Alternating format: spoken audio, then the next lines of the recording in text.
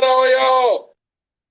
You tuned in to Sports Talk with Big Sarge. I'm your host, Big Sarge, right here on the Raise the Praise 100. Make sure you download the app at Raise the Praise 100 or go to raisethepraise100.com and listen to me live.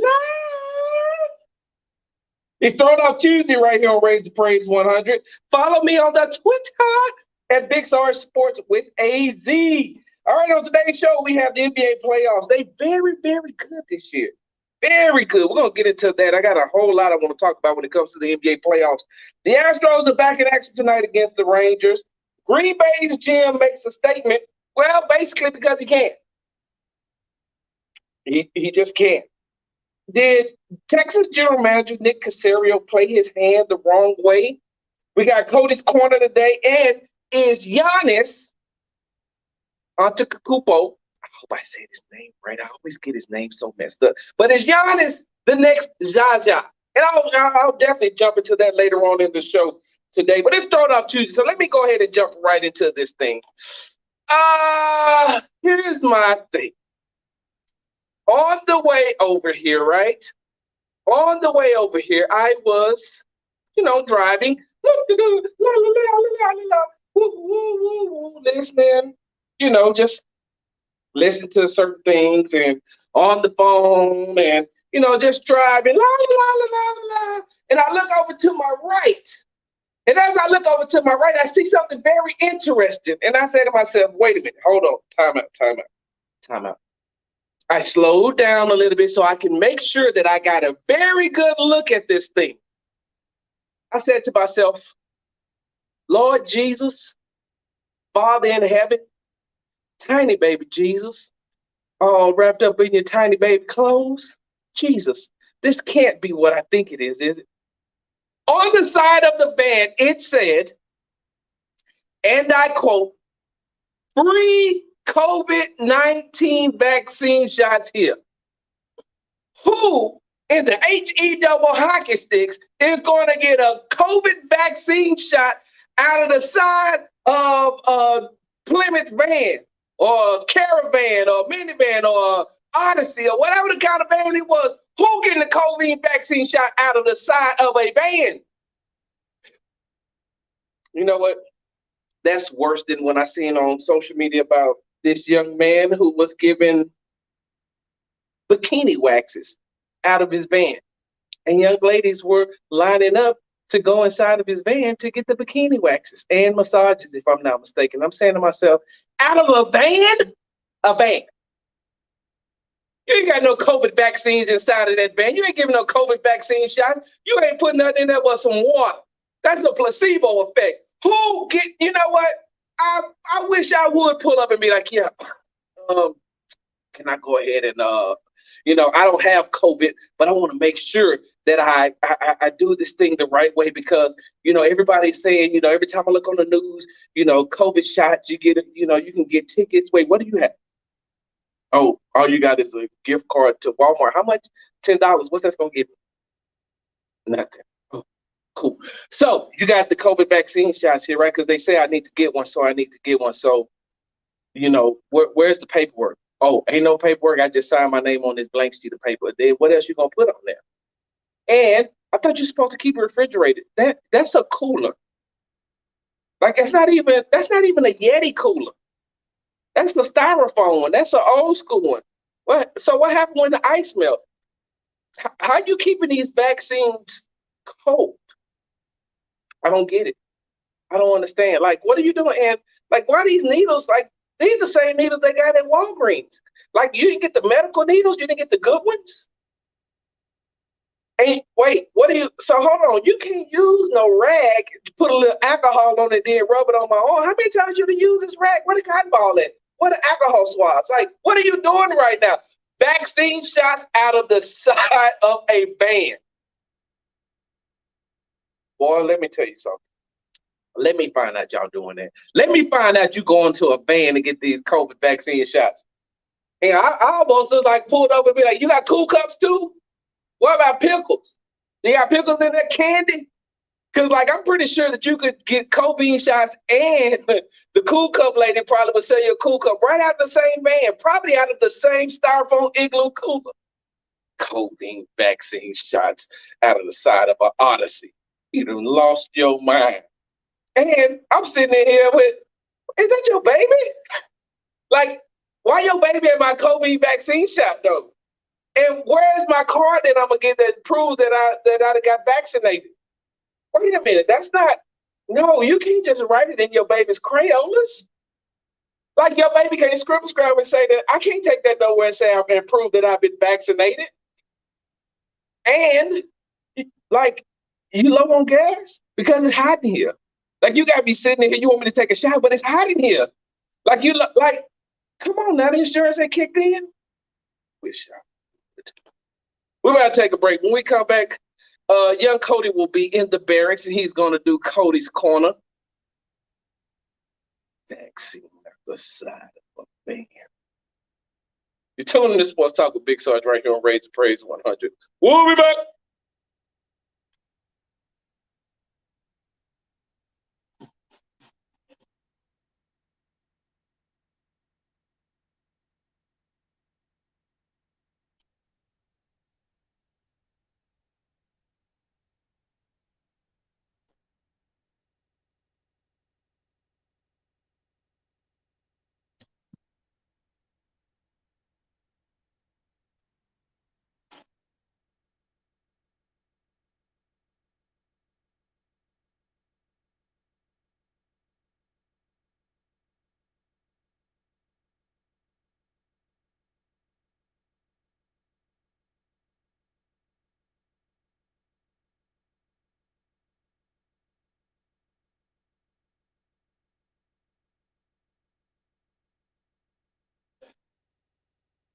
So, I'm alive though. Seriously though. You all right? You good? I'm just messing with you, bro. You got it ready? All right. Because you want to wait? Huh? All right. Well, once you get it up, let me know. Bless the Lord. Bless the Lord.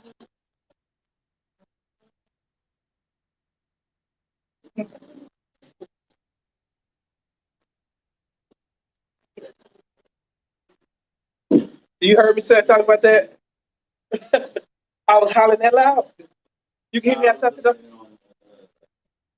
Oh, it's crazy though, right?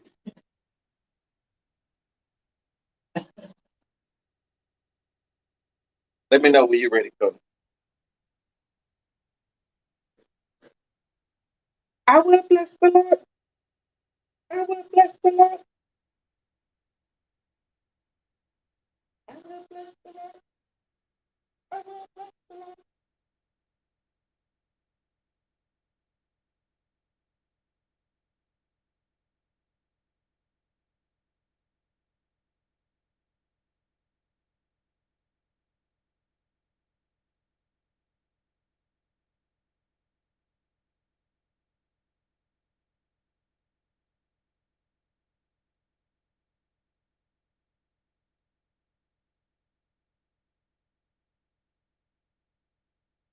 You ready?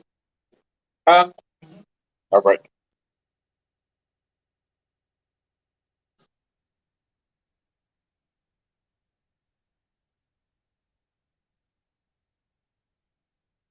Hey, welcome back. You're tuning in to Sports Talk with Big Sarge. I'm your host, Big Sarge. And somebody's finally making their appearance into the barracks, fashionably late. But you know what? I wouldn't expect anything else. You went to Texas Southern. So, I mean, I already know how y'all do it. And what? A grand entrance. Yeah, so somebody who late today, I ain't gonna call you out like that, even though I just did it in front of millions and millions of people, right? No, young Cody, I wouldn't do you like that. I wouldn't tell you that you was late. I understand. We go through problems, even though you text me at 12 o'clock and said you was on your way. So, young Cody, I mean, just saying, like at 11:30, you said, "Hey, Sarge, I'm gonna be there." I'm just saying, young Cody, at 9:30, you just look. Ain't that how black people always do it? They always change it, right? Every time it's always something different. So in the bags with me, I got Young Cody, AKA Slim Jim and Timmy, AKA 4 for 4, AKA only on Friday, AKA sometimes on Saturdays, AKA AKA Tiger King. Young Cody. Yep. How was your weekend, first of all, bro? I know how you yesterday It was. started off really good. What happened? I was like, oh, we about the gym this week. We about the gym this week. Yeah. Just kind of went downhill from there. So that's that was fun. Wow. And it sucks when you only play like every 3 days. Really. Because we played Friday? No, Thursday. When did you play? Because you keep saying we. When did you play? I was handing out the towels. You ain't see me? You should have been handing out the knee braces. Nah, yeah, they didn't really play all that well, but it's all good. Hey, when we get off camera, can you show me your haircut? Is your hair starting to grow back? The thing is, I don't know if you've ever had this, but like when they cut too far back, you can kind of start to see like the hair grow. That was something they were supposed to cut. So that's coming back a little bit. Hey, look, Cody, you know when hair start growing back, sometimes it itch. You been scratching your Yeah. Like, wait, Cody, you put a little gel on it for new growth. Like, I got some new growth, right? I've been laying my itches. All right, look, we got young Cody in the building, so you know what that means. That means cause I grow hands. We're about to do Cody's Corner in just a second. You should have did that to that barber. I know what he said about getting slapped. But if you touch me around, we're gonna have to snap. So, judges, please don't try me. Because I have no problem laying it. Hey, all right. Welcome to another edition of Cody's Corner. Welcome, Cody. Welcome to Cody's Corner. Take it away. On this side of town, we ain't stopped using them aluminum ice trays. And we come in and out of mama house, and my mama keeps saying, you're going to stay in and you're going to stay out, but you can't do both. Exactly. And so we just decided to use the hose pipe on the side of the house. Did you say hose pipe? Yeah, water hose? Pipe. That's what it's a hose pipe. It's called a water hose. It's a hose pipe. It's a hose pipe. So are you telling me the thing that bends is the pipe? The green thing that you had one of those that bent? It's a water hose. We didn't have one of those that screw on to it. We had the hose pipe. You got with your mama money. Yeah. You gotta get let the water run. You can't drink it as soon as you cut it off because you gotta let the water run for it so it gets cold. Right. Gotcha. All right, yeah, Cody. Pipe on the side of the house. Yeah.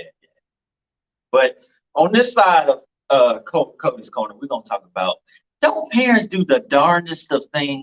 Darndest. Don't they do the darndest of things? Yes. So, okay, all the parents looking like, what you talking about? You ain't got no kid. Well, I'm about to tell you right now what y'all do. All the parents I'm talking about, y'all be spitting you be telling stories to your children. You know what I'm talking about. So let me just start off by telling a quick story. Y'all remember y'all first pet, right? You remember your first pet? I do, and that's when dogs actually stayed outside. That's funny. So I want to take you back to a time where I first had my first pet. My first pet, I just wanted everybody to close their eyes and envision this. My first pet was a pet named Larry the Lizard. Larry the Lizard got into our house one day unexpectedly. Black people have lizards? Just listen to the story. He got into our house unexpectedly. We used to have this window where all the lizards come, and he got through the window. And once he got through the window, me and my brother didn't want to kill him. We was like 4 or 6, so we didn't want to kill him. So my grandmother, she caught the lizard and she put the lizard in a plastic bag, like a plastic sandwich bag. She put it in a plastic sandwich bag and she hung it up on the bathroom mirror. And every time we would go take a bath, we would be like, "Oh, hey, Larry." Meanwhile, Larry up there squirming and shaking and doing all these things. And we like, "Oh, he having fun. Oh, look at him. He having fun." Meanwhile, we don't know that he's suffocating. He dying of starvation and he dying to get some water. So one day, my mama, she was like, "You know what? I'm about to just..." It was 2 weeks that didn't pass by. And we asked our mom, we was like, "Well, why is Larry not moving no more?" She was like, "Oh, well, he's sleeping." And we was like, "Well, okay, that means, he had a long day." Little did we know he probably had a long week. Larry cussing. Yeah, Larry is. Every time y'all come in the bathroom, he cussing like this guy. He like that water looked real good. So one day our mama just decided to throw Larry in the trash. And we was like, "Well, what happened to Larry?" You know what my mama told me? He went to heaven. No, she said his family came and picked him up. I was like, "Okay, all right." Me being four, my brother being 6, was like, "Oh, okay, all right, cool." Yeah. So then ever since then, all the lizards just come to the window. We seen 3 at one time. We was like, "Oh, hey, Larry. How you doing, Larry? How are you, Larry?" And that would have saved you a lot of time. So anytime your parents say, "Oh, the dog, his parents wanted to come get him. He ran with his friends. He wanted to go on an adventure." That's not what happened. Your cat didn't want to go on an adventure. The goldfish didn't go finding Nemo. And matter of fact, he didn't take Dory's advice to just keep swimming. He went down the toilet. So that's probably what happened to your pet. Well, you didn't have a pet. Okay. Well, let's go to these holidays. These holidays that you know and love, and all the kids under age 13, you might want to turn the station off for about 2 minutes here. Ruin your children. So what I'm about to say about these holidays is one of the worst characters is the Easter Bunny. This is one of the worst characters is the Easter Bunny, because really a bunny that lays eggs and first off, bunnies don't lay eggs. Yeah. Second off, how did they carrying around all these baskets? I'm confused. Yeah. And then they tell all the kids to go inside, and apparently all the parents just disappear to go hide some egg. I've never understood the Easter Bunny. Next is Santa Claus. And a bunny that lays chicken eggs. Yeah, I understand that. Man, actually, if it was an actual chicken, at least you could have justified it by having fried chicken after like dinner. You could have been like, "Oh, well, you want kids to be traumatized to eat the chicken bunny?" Listen, they already traumatized. They go into science class and failing the test because they think bunny lay eggs. Chicken eggs. Right. That works. Wait, look, hard-boiled eggs. Hard-boiled eggs, right. And then sometimes you forget where the eggs are laid, and then the eggs would just be sitting there, and then you see a snake in the garden. Exactly. Like, yeah. So the next one is Santa Claus. Okay. Santa Claus is probably the worst if you live in the South, because he come down your chimney that nobody have in the South. Did you have a chimney growing up? I did not. I didn't have a chimney growing up. So I don't know how he getting in our house. Your mama ain't never tell you that she left the door unlocked for him? No, she ain't never said that. I think he just breaking in the window. He's like, "That ain't Santa Claus, that's Mr. Curtis." He's like, right before you taking pictures with this man. I'm like, "Well, don't he got to check the list and check it twice?" Oh, my bad. You remember the guy who got kicked out of school, got too many fights, went to boot camp and got kicked out of boot camp, and he's still getting presents. So I'm like, "So Santa, what you checking your list twice? And you need to check it thrice, quadruple. Like, you need to check it more, because this guy, he didn't fail 5th grade about 10 times. And he's still getting presents." "Mom, it's April. Why Santa Claus here? Look. Go ahead. And this is not a holiday, but the Tooth Fairy is single-handedly the reason why a bunch of my kids had to eat applesauce and mashed potatoes growing up. Because they ain't have their 2 front teeth, they ain't have their bottom front teeth, they ain't have none of their teeth, because these children just snatching these kids out of their mouth, snatching the teeth out of their mouth to get some money. And one time I put my tooth under my bed, but I was being secretive. I didn't tell my mom. I was like, "Oh, well, why he didn't come?" She was like, "Oh, because I had to write him a note of blah, blah, blah." I'm like, "Oh, okay, all right." Oh, you were trying to be smart to see. I didn't know. I was still like 7, 8. The place to put the tooth. No, I put it under my pillow, but I just didn't tell anybody. So nobody knew to put any money under my pillow. So you didn't tell your mom you lost a tooth? No, I didn't. I just put, this was like my 7th tooth by then. I was like, oh, this is just. You was a pro. Yeah, I was a pro. I was a pro at snatching my teeth out of my mouth. So Cody, was you that much in need of candy that you snatch your own teeth? That's about so you get the money? you got candy? No, with the money you Oh, got. okay. No, I ain't buying none. I saved my money. I was buying video games. Now your mom right here like, why how come you keep losing all your teeth? Because they do want to come out. Exactly. I want to get that Negro back. Exactly. So I put my tooth under my pillow, and then I got money, but I had my tooth. So I'm like, oh, I'm double dipping. So instead of getting $2, I got $5. Yeah. That's how you got to do it. You gotta put your tooth under the pillow, and then try to find a tooth and get it again. Yeah. Put another one up on That's what you got. On the gospel Christian radio station, don't say it. I mean, some of these parents listen to this talk about Santa Claus. They talk about the Tooth Fairy. They talk about the Easter Bunny. So do what you want. Wow. Do what you want. And finally, if you don't celebrate any of those holidays, if you didn't have any pets, the number one question that all kids ask, what you think the number one question that all kids ask, that the parents just say the darndest of things? Is he my real dad? Close. Why you keep calling the man who come over my house, my uncle, but my grandma never had him? Wait a minute, hold on.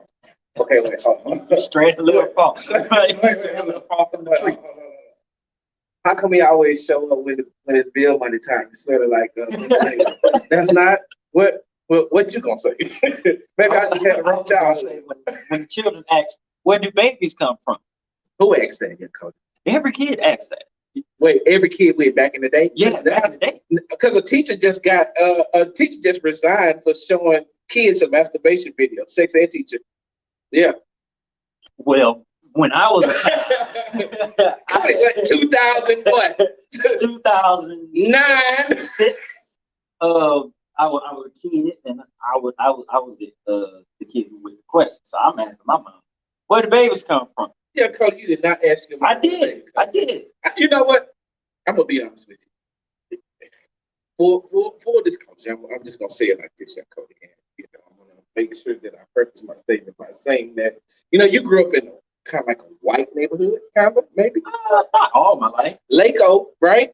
I ain't grew up in Laco all the time. Okay, so when you was asking your mama where babies come from, would you stand in the hood? Uh-huh. Then you was weird. Because black kids never ask Black kids don't ask their parents. Oh, no. Where do babies come from? Cody, I've never asked my mama a day in my life. So you just knew when you were 6? Well, I didn't care when I was 6. I was trying to hunch. So I didn't care. I can't ask that. No, young Cody, I've never listened. I'm gonna call my brother after the show, and I'm gonna be like, "Did you ever ask Mama?" Well, you got rest her soul. Young Cody, I don't remember none of my friends ever asking where babies come from. That's because no, it was like, well, we know already. We play tag because we. No, young Cody, because we didn't grow up in the white neighborhoods where kids want to know where do babies come from. What are you, the kindergarten cop? This is an episode of Kindergarten Cop. You really asked your mama where babies come from? Yes, everybody did. Young Cody, I don't even think everybody did, except your family. I don't know. And my friends. I don't know. Y'all's on the weird side of town. 346-355-0100. Call in and tell me the first time you asked your parents, where do babies come from? So you was just like, you know what? I'll learn for myself. I didn't care. Why would I listen, I'm 100 with you, young Cody. I didn't care. Listen, I don't care where babies come from right now. And I'm about to be 50. Well, listen, I've never, ever once asked, where do babies come from? I was not with my little brothers, nothing. Not my cousins, nobody. Why? And then I got an answer that wasn't like super, it was a bunch of big words. She said, Mr. Curtis. No. Santa Claus. She's like, you know that man that come around here when the light bill due? Where, Cody? Where, young Cody? Where she tell you babies come from? Babies come from. You know, like, if you 6 years old, you go get the encyclopedia. You don't know none of the words in there. So she just using big words like, the Fallopian tubes, ovarian ovaries. I mean, when the woman is ready, the fallopian tubes. I'm like, what is a fallopian tube? You talking about your intestines? Yeah. You talking about your stomach? I'm confused. She said, "Well, babies come from the same place I get your school clothes from." Mr. Curtis? I don't even know how we got Mr. Curtis, right? Uh-oh. There you go. There you go. Answer that right quick, young Cody. And while I continue to say, where do babies come from? I never asked where babies come from. Never, not one time. Where do babies come from? Do they even ask that in the hood? Because young Cody didn't grow up in the hood. We got a call, young Cody? Yeah. Hold on. Sit there right there. Let me go ahead and get them on air. Well, hold on. You finished saying where babies come from. Well, my mama said that. My mama said. My mama said that babies, they come from when two people get together and they decide that they want to bring life into the world. It was very around the realm of not anything that I wanted to hear. I walked away from the conversation still being curious, unlike some people. Carl, are you there? Yes, I am. This is Cody's grandmother. Well, hey, Miss Patricia. I just heard you killed a lizard. Cody used to ask a lot of questions. Really? Listen, I don't think I've ever been curious to find out where babies come from. But then again, Miss Patricia, I grew up in a time where these are the type of questions that you don't go ask grown-ups. They be like, stay in a child's place. Yes, you do. But you ask a lot of questions that we have to answer. So did he ever ask you, ma'am? He asked me questions, but he never asked me that. Wow. Wait, hold on while I have you. Just came out of nowhere. Well, hold on, man, while I got you on the air. Young Cody, Yeah. while your grandmother's here, right, while Miss Patricia's on the line, go ahead and tell us what your mama told you. Well, like I said, my mama said My mama said. that when two people come together, that something got to happen in order for this. This is what she said. She said, well, the sperm got to come into the fallopian tubes and then come together, and then that, in turn, after 9 months, comes out with a baby. So wait, so Miss Patricia is your mother's mother. Yeah. So you about to get your mom in trouble because I don't know. at 6 years old, she gonna be like, why you been telling my grandbaby? I still didn't know what it was. I was confused even then. I didn't know what that was. I don't remember I telling him about that. I know he asked questions. Ma'am, let me ask you a question. Does he still ask you a lot of questions? Yes. Every time Whatever he don't know, he will ask. If he don't know something, he will ask. See, that's the best way. You gotta learn from the experience of others. Exactly. Well, I got to let you go right quick, man, because we're going to take a break. But I want to ask you this. How is your husband doing? Oh, he's doing fine. He's doing fine. He's listening right now. He's doing fine. He probably, Yes, he has to have a lot of rest. He has to get a lot of rest. well, you tell him to make sure that he gets all the rest that he can and continue to listen to Sports Talk with Big Sarge. And I will make sure that I take care of your grandson. And I'm going to be honest with you. Once we get off air today and we're walking to our cars, I'm going to tell him the hood way of where babies come from, if you don't mind me telling him that. I think he already knows. I hope I know by now.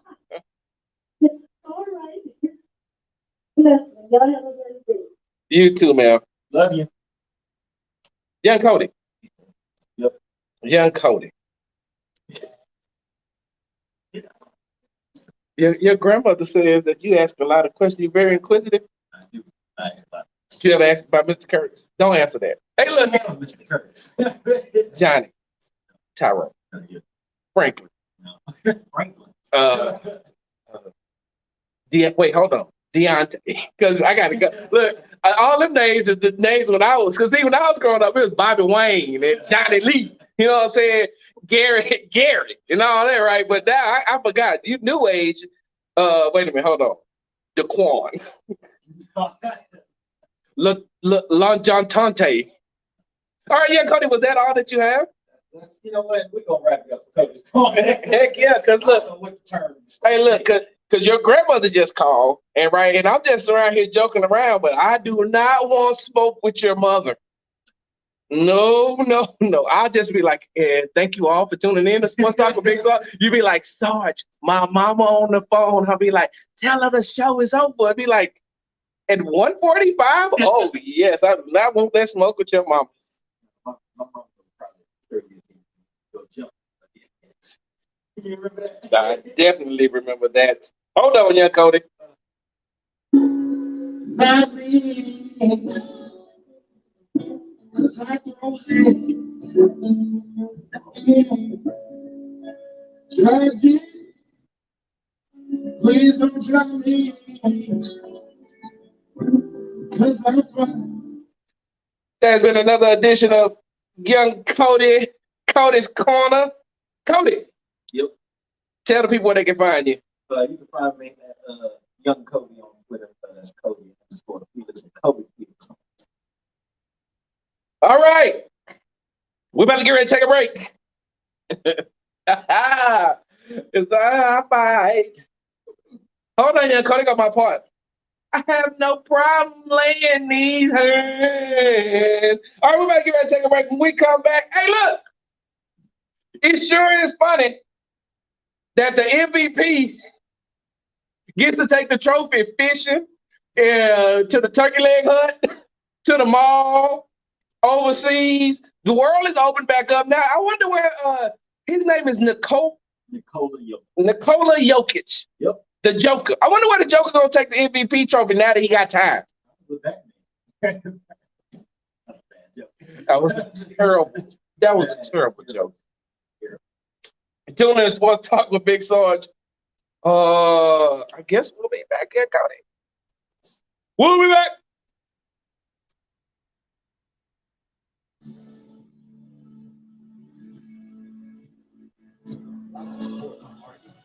Huh? Never asked you. See, I told you. Yeah, Cody, I don't know nobody who ever. Where's babies?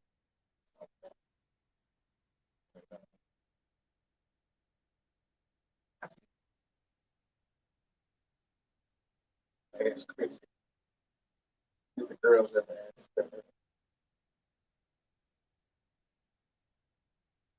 So we still live.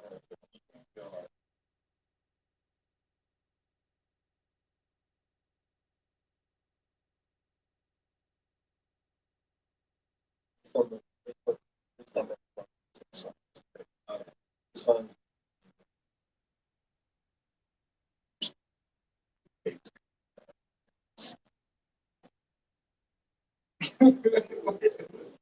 It's had a good relationship. So, man, they can still hear this, and I don't mind saying this while we're on it. So, one of my really good friends, right, is he got a cousin named Curtis Jr., right? And Curtis Jr. is like snake oil salesman, used car salesman. You ever heard of that term? You ever heard the old people say, steal the funk off the skunk? Yeah, he one of them. How you walk around, when he come around, you gotta keep your hands in your pocket because you don't know what he's gonna try to take. Right? That's why I always say, we talk about these things.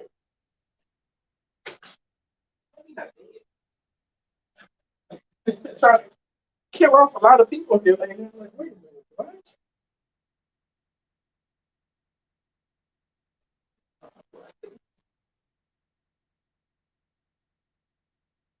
Christina said her daughter asked a lot of questions, but not that one.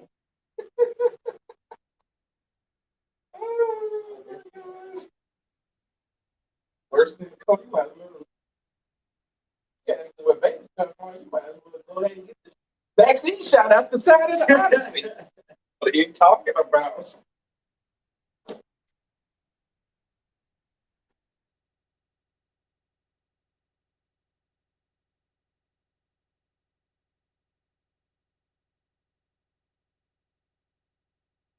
Huh? Don't. I don't want to know.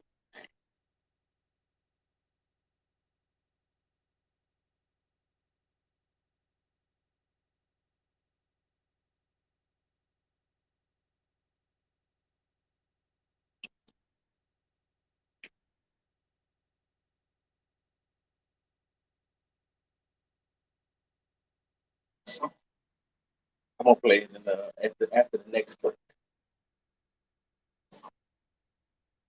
The Leandra song. Yeah, I'm gonna play it after.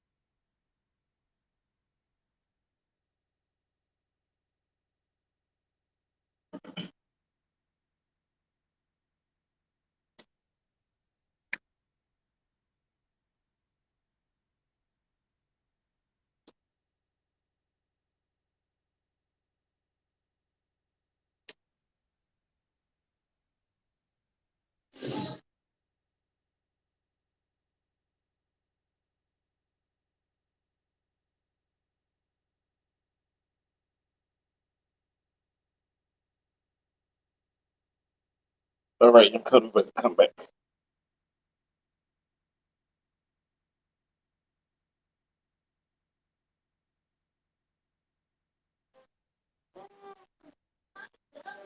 I think I had too much ice cream. Not as much as her. Scoops, she's pregnant. That means there's a baby inside of her. Wait. You're telling me that lady swallowed a whole baby?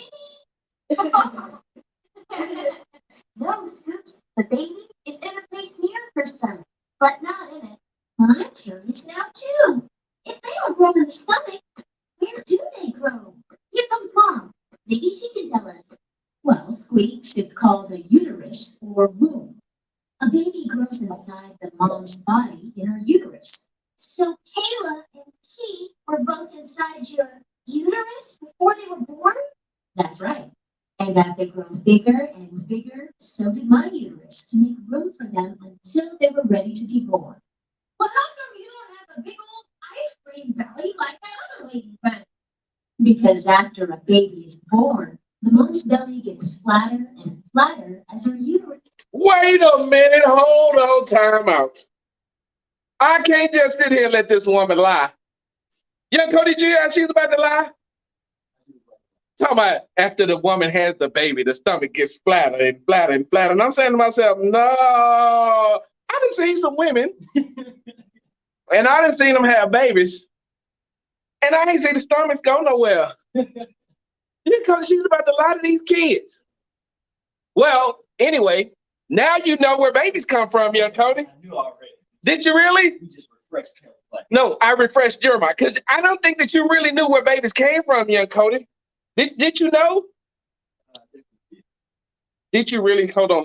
Let's see if we can finish. Listen and talk to Scoops. Keith and I were really tiny when we first heard your uterus. Right, Mom? That's right, Kayla. You started out the size of a pinpoint and grew to be about the size of a watermelon before you were born. Oh, I wonder if they have watermelon ice cream here. You want more ice cream? Yeah, I want more ice cream. Iguana, more ice cream. Then they showed the iguana.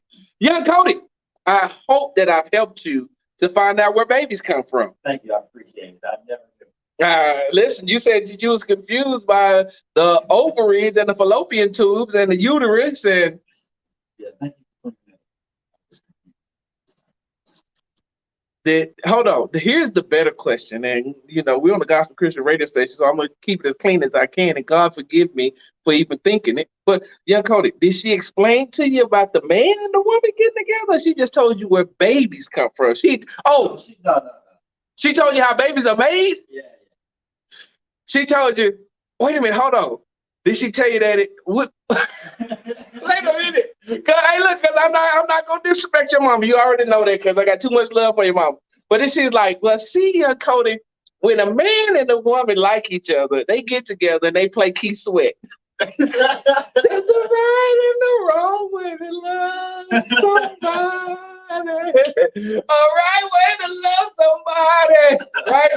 She's like, and then after that, when a man and a woman love each other, he come over with his I'm gonna get some playlist. Yeah, playlists back in the day. You had CDs or you had like tapes and everything. Hey, listen. See, when a man and a woman like each other, they come over with I'm gonna get box. They come over with a boom box. I'm gonna go get some cassettes. Yeah.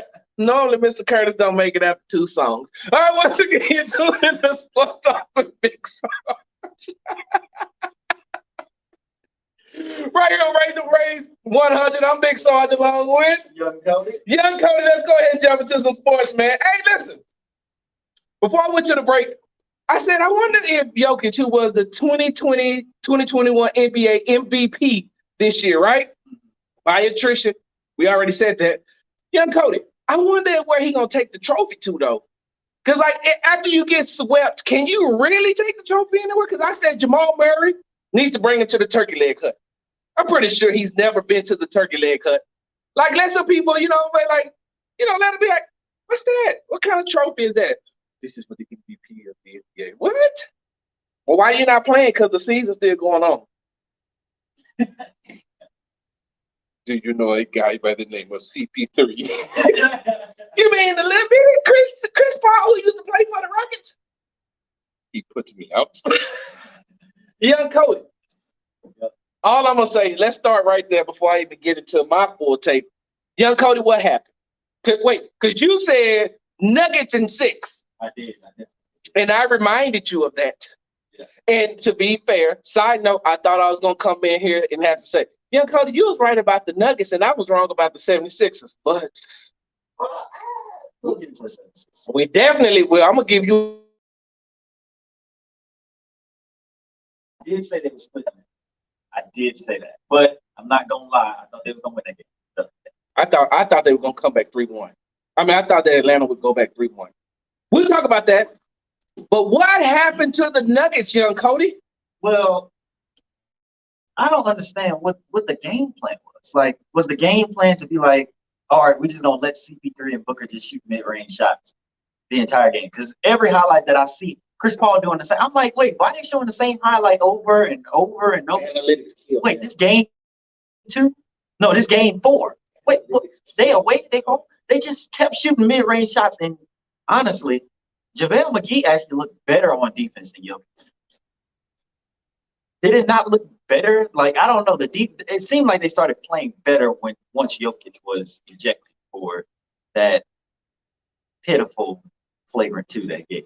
So I'm glad you brought that up, Young Cody, because in my notes, right? I'll get this checked. In my notes, Young Cody, guess what I have? What? Uh-oh. There. Right there. I said Jokic's foul was very bad, right? Mm-hmm. And it was. But he should have been kicked out. Really? Oh, yeah, of course. I'll get myself together. I think he should have been. You know what? I'm going to tell you why he should have been kicked out, Young Cody. One, he should have been kicked out because it was too late to try to play the bad guy. 2, it was a frustration foul. What are you frustrated at, though? You're down 3-0 and you're just now frustrated? I'll put it like this. That would have been game 2. They probably would have let him stay. Or if he'd apologized afterwards. 3, Young Cody, when you rear back like that, no matter what, you're going to get it. You're going to get it. He reared back. And even though he barely made contact, they're going with intent. His intent wasn't just to swipe at the ball. His intent was try to hit him in the face. I see that completely different. Okay, go ahead. I see it completely differently because first off, he did hit the ball, but he hit him in the face too. It's almost like when a big guy turns and he has a small defender on him, you're taught to turn with your elbows out so you can get around the defender. But if the guy is 6 foot and I'm 7 foot, he might catch an elbow. Now, is my intent to get? No, my intent is to turn with force and to dunk it on him. Mm-hmm. I don't think he intended to hit the. If he intended to hit him in the face, he would have hit him in his face with his hand. It looks like intent to me. He hit him in his face. He hit him in the face, like grazing him with his bicep. Okay, looks like intent to me. Because he wound up, and you know what I mean by wound up. Yeah. He wound it up, and then he swung at him, swinging at the ball. Right. But it was, first of all, it was a stupid foul. You do not put. You're the only player that the Nuggets have. You don't put your team in that type of position, leaving it up to the refs. Mm-hmm. You put yourself in a bad position. You're the MVP, and you put yourself in this type of position. Because did you see what I put on Twitter? He quit on his team. That's quit. When you make that type of foul, you're quitting. I mean, did you really think? I don't think anybody on the Nuggets thought they were coming back for zero without Jamal Murray. So he just quit. Yeah. The NBA MVP quit. It's fair to say. I don't think the thing is you can score as many points as you want, but if you can't stop the other team from scoring, you're never gonna catch up. Especially when you start the game always down 10 points. Always. You're not gonna come back, and your center don't help you out because they just gonna keep putting them through pick and roll. So I put it like this: who do you think they could have saved their season outside of Jokic?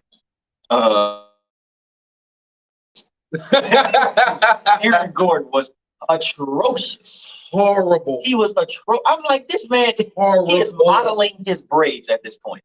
And I'm so glad, young Cody. This is what I always tell people because they do this in football too. Every time a big name or what they perceive to be a big name hits the market, the first thing that these people want to do is do what? Hey, we need them. We need them. The Rockets fans, when Aaron Gordon was available, why can we didn't get Aaron Gordon? And you see why. He was really good on a bad team. There's no possible Junior. He was hurt. He had back issues. If he wouldn't have been hurt, he'd have probably shot 40 shots with or without Jokic in game 4. But they just don't have, and I put it like this, I'm going to be honest with you. Even with Jamal Murray, I don't think that Denver had enough to beat the Suns. It would have been definitely close. It'll win 6. The thing that they were missing was they were missing a point guard. Like, you can have a center, but they just didn't have a point guard. Like, they didn't have anybody to go be like, hey, go give me a bucket, go give me like a steal, go give me. And especially when your center can't move. Like, as good as Jokic is, he can do everything, but he can't play defense. So it's like he's playing one side of the ball. Yep. Jamal Murray can at least like try on defense a little bit, or pick and roll, or do something to slow Chris Paul and Devin Booker down. I'm looking at Marcus Morris. I'm like, dude, why you keep passing the ball back to Jokic? Take Chris Paul. Like, just the arm out. Body him. Do something. Like, when you down 3-0, you have to start playing more physical. You can't be like, you know what? We got to play more finesse. We got to finger roll the ball a little more. We got to put jelly. That's what they call it, right? We got to put more jelly on the finger roll. Like, that's what they call it. That's jelly, right? Nobody says jelly anymore, but it was like. So once the baby gets inside of the uterus, right, it begins to grow. Anyway, Cody, I put it like this. Even if they had Murray, right? Mm-hmm. Murray and Booker would have canceled each other out. Yes. Jokic and Aiden would have canceled each other out. And Chris Paul would have still been the X factor. Like, there's no possible scenario I see where Chris Paul is not the X factor in that series. Nowhere. Even with the healthy Denver Nuggets team, Chris Paul is still the X factor because you still don't have nobody to stop him. You still don't, and he's so smart on everything that he does, and he doesn't mind taking a mid-range jumper.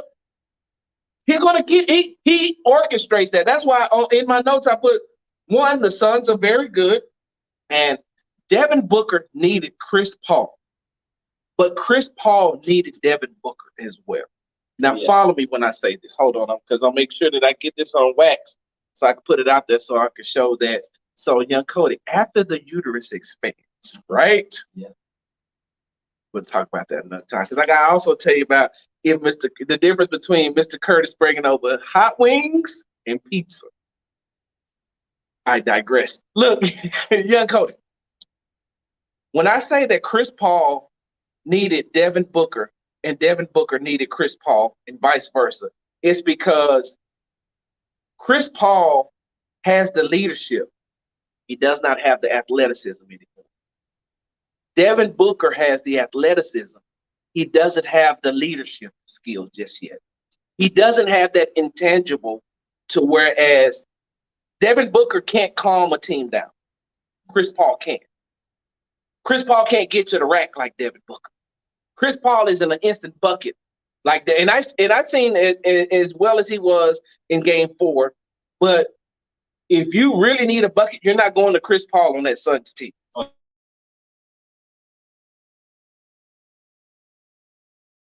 And so they work well together because, like I said, Chris Paul will never be able to do anymore what Booker can do, and Booker can grow into, because the good thing about what Monty Williams did by going out and getting Chris Paul and convincing him to come is I need you to,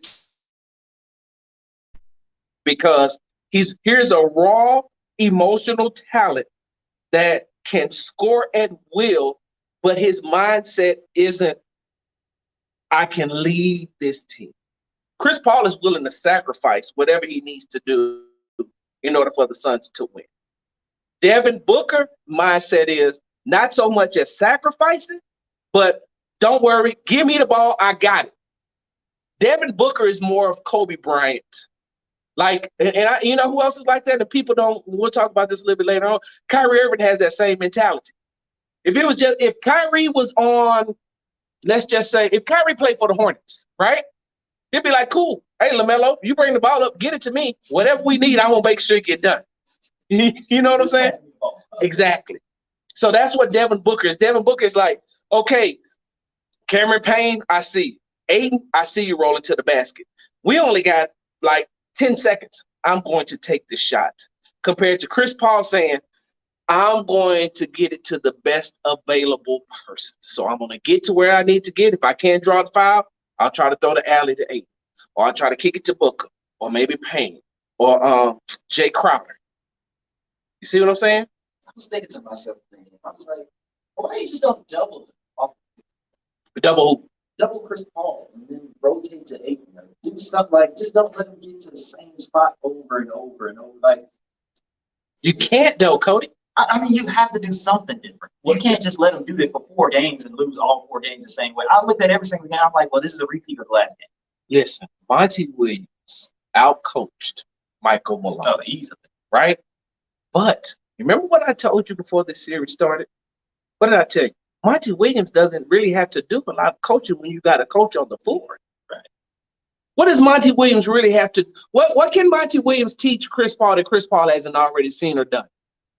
So when it's time, like I put it like this, you remember when Jokic went out, Denver made it run and they got it within 6 points. And at that point, the Suns did not panic at all. You know why they didn't panic? Because Chris Paul.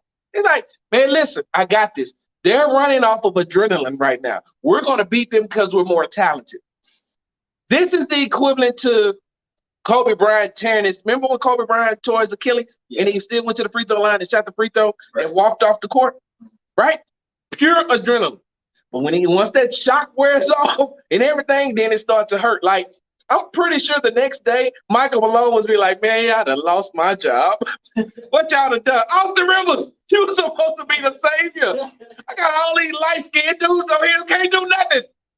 Look, you little light-skinned Austin Rivers, you little light-skinned Aaron Gordon, you little light-skinned Michael Porter Jr., none of you light-skins can do nothing. Jamal Murray, look at that light-skin sitting over there. None of the light-skins can do nothing. Thank God for dark-skinned Will Barton. Ain't that his name? Will Barton III. Yeah. Thank you, Jesus, for the dark-skinned Will Barton, because he can't say little darky. Especially not with Juneteenth coming up. So, but my other thing is this too, young Cody. is that the role players for Phoenix were just better than the role players for Denver. Yeah. Denver tricked y'all, man. Right. So does that mean that? Do you think Portland versus the Suns would have been a better series, or swept same? Portland versus the Suns would have won 5 games. Okay. It'd have been a gentleman's sweep. I was thinking 5 because Dame Dame gonna get one. Yeah. He ain't gonna look. Last time Dame get swept by the Golden State Warriors? Remember they beat the Pelicans? Yeah. Then they beat Oklahoma City? Wait, they beat the Pelicans. I think they got swept by the Pelicans. Or maybe they did get swept by the Pelicans. Swept by the Pelicans, and then the next year I think they got swept in the conference final. Was it 2018 or 2019 they went to the conference finals? Yeah, because that's when that's the last title that That's when everybody's like, oh, Dame and CJ, because Kevin Durant had the calf strain. I was like, man, that man about to test. That was that. Yeah, because 2018 was the Rockets versus the Warriors. Right. Yeah. And then 2019 is when KD got hurt against the Rockets. Yeah. That's the that's the year that the Toronto Raptors won. That's not hard. Oh, that's right. That's not hard. I forgot that's still fresh in your mind because that boy Kawhi shot that shot, and then look, Cody, all he needed was some dollars, and you would have sworn he was taking a picture at the club. Was he not squatting down like MOB, man? MOB, money over. You know how it is. Mob, baby. Mob. Drake over there. Look, he bent down. Drake bent down. Drake, why are you bent down? Like, why are you taking the club picture too? You didn't hit the shot. But Drake would say, we the North. That's what they say. We the North. I don't know what it is about Drake. Drake is we everybody. Well, he supports except in basketball, it's Toronto, of course. You know what the weird part about that? We got to get ready to take a break, young Cody. But you know what the weird part about that was? Do you remember what happened after the Toronto Raptors won the finals? Like that. Didn't he drop an album? They interviewed Drake. Oh, yeah. He held a press conference, and I'm saying to myself, for what? I mean, when the Warriors won, y'all didn't give too short. Y'all didn't let E40, right? Like, if the Knicks win, you think they're Spike Lee? Of course. If the Knicks ever win while Spike Lee's alive, they're going to give Spike Lee a ring. You know what? I think Spike Lee coming over like Mac Patty Wagon. Hey, look, hold on. Like on that episode of Martin, remember when he was trying to be on the Barnett Hill show and they had Jonas on there? Yeah. Nick Nack, Patty Wagon, give a dog a ball. Give a dog a ball. Hey, young Cody, look, we have to take a break. We really do. Because when we come back, I want to jump into Playoff P. Whoa. Playoff P has shown up. But for how long? But young Cody, last thing before I go. I was looking at something this weekend, right? Have you seen the video of LeBron James and Drake at Bronny's game? Yeah. Yeah. Did they lose it? But they were on the sideline and Drake was talking to the ref and, everything that's going on. It got me to thinking about something, Cody. And I'm just going to use basketball, just strictly basketball, right? Bronny James has to be like, out of all the sons of the great basketball players, Bronny got to be probably like the best, even in the going. What is he going to the junior year or senior year? It's junior. Yeah. Are you talking about like superstars? Yes. Okay. So I was going to say Steph. Yeah, Steph. I'm talking about the superstars.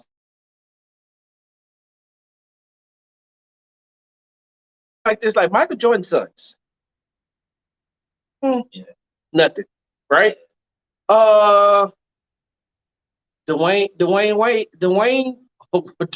Wade's son, Zaire, right? Yeah, he's not bad. He's not Bronny. No, he's not Bronny. The thing is, he doesn't have the superstar power that Bronny has.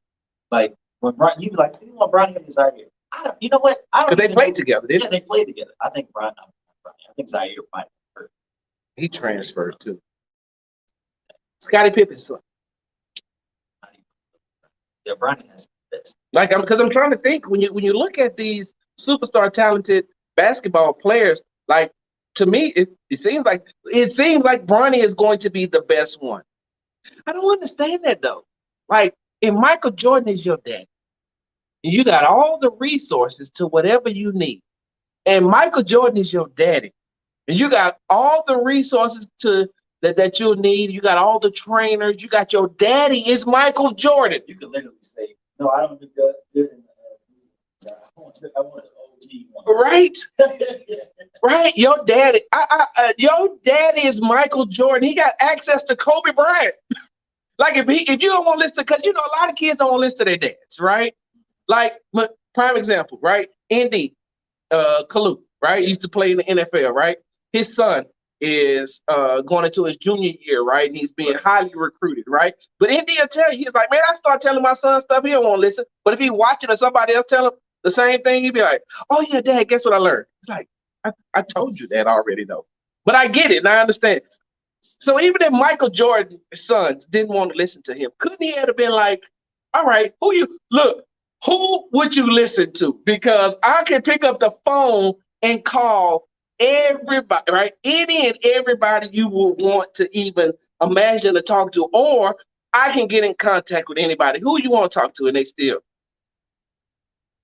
wait, hold on. About the closest thing Michael Jordan ever got to a son getting to the NBA wasn't his daughter. His daughter dated a basketball player, right? I think he played for your favorite school, young Cody. What's your favorite school? Illinois. Did he really? Did he really? How we know what records are?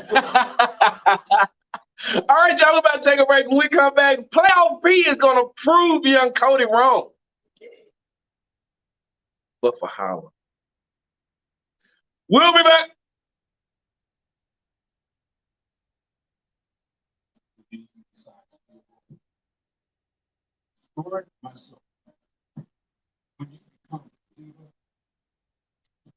What up, Kevin?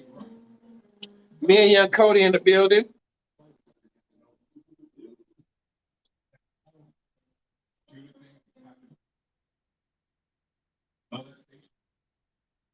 All right, young Cody, we'll come back with the Clippers versus the Jazz.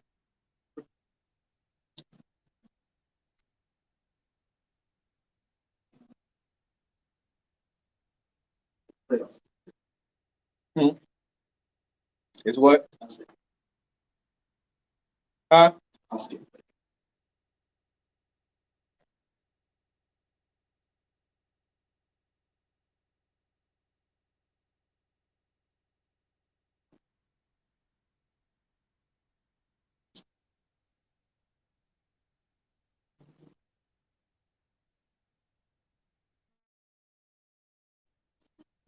Hard may play today.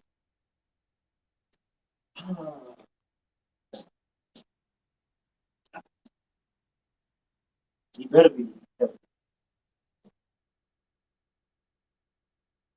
Why is this?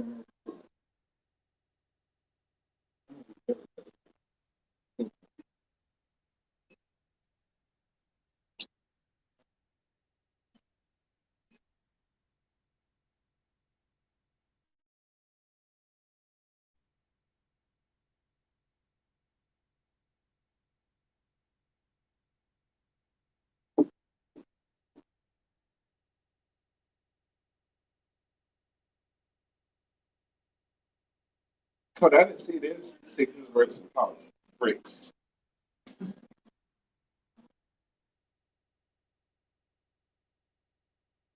Those referees. So,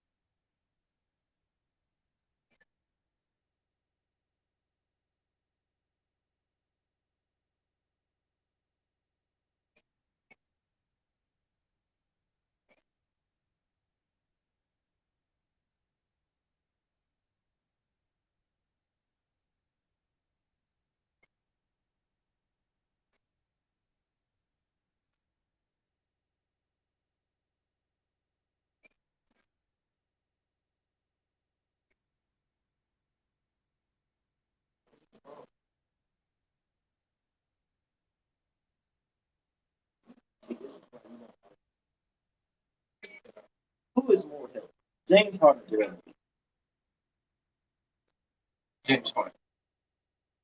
Who's more hurt? You said more healthy. Right? Yeah, yeah, more hurt. I thought you said more. Somebody's gonna say, I don't think Joel Embiid is made of glass like James Harden. Like, when did James Harden not play? James Harden always plays every single game. The first year.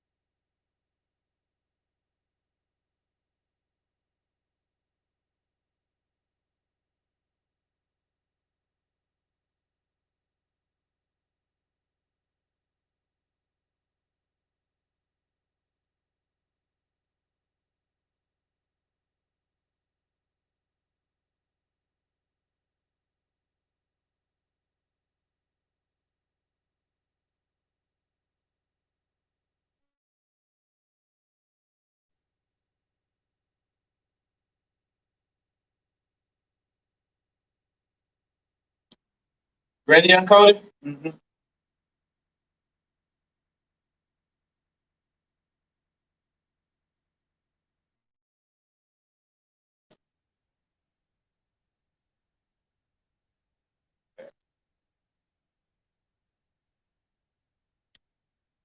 Hey, welcome back.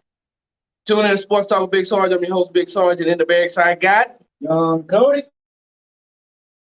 throw it off Tuesday, right? Mm-hmm. Right here on Raise the Praise 100.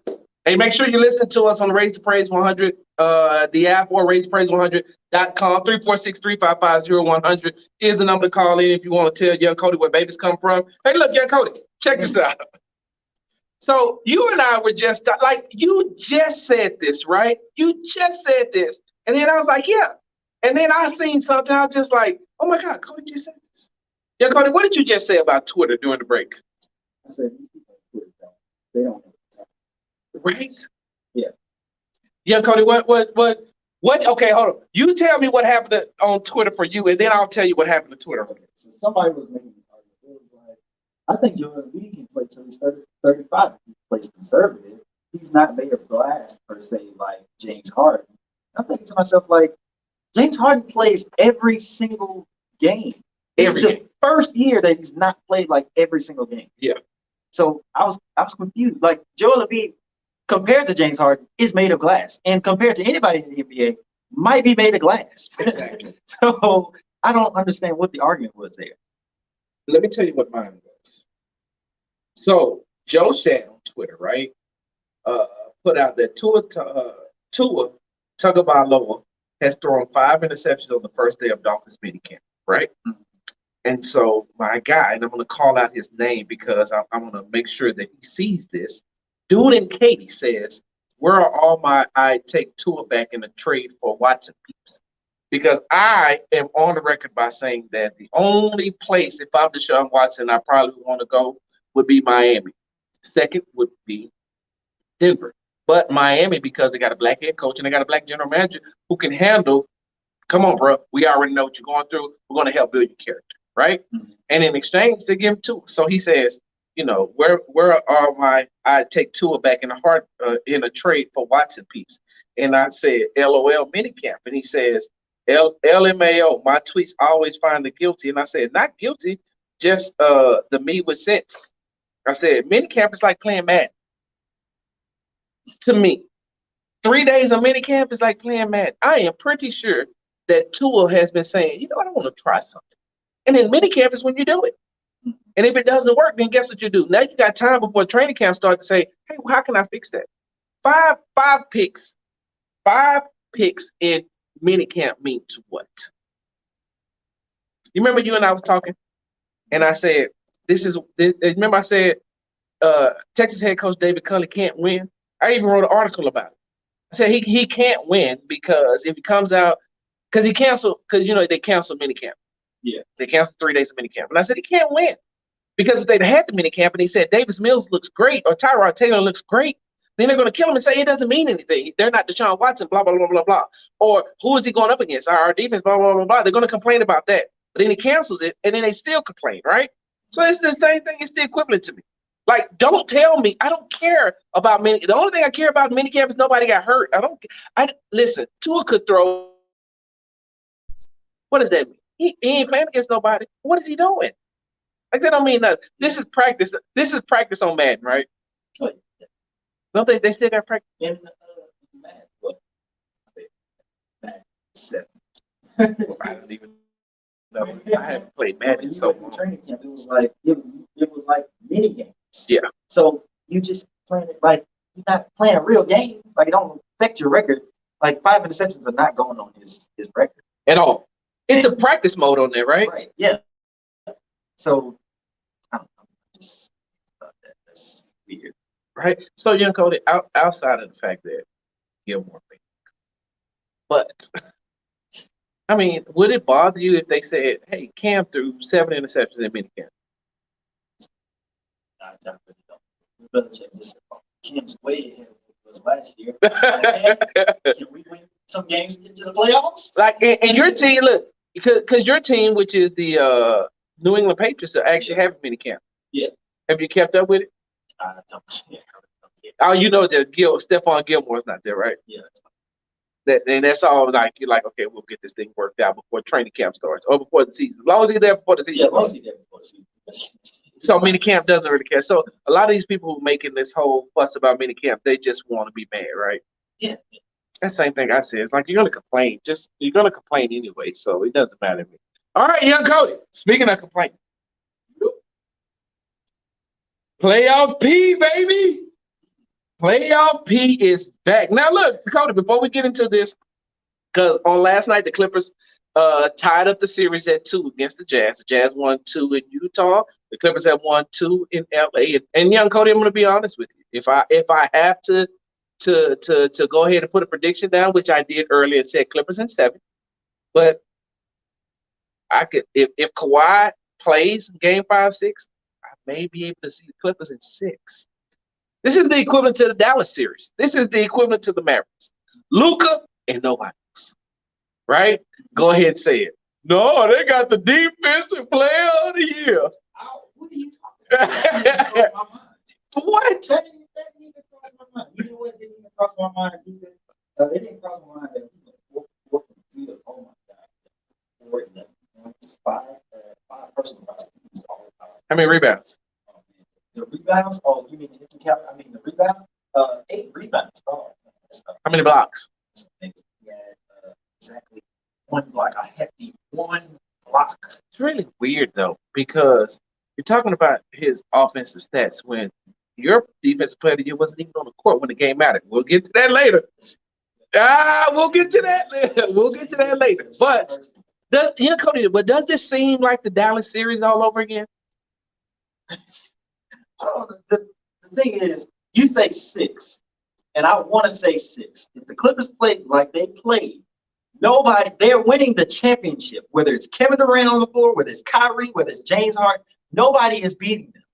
But they don't play consistent. They don't play consistent.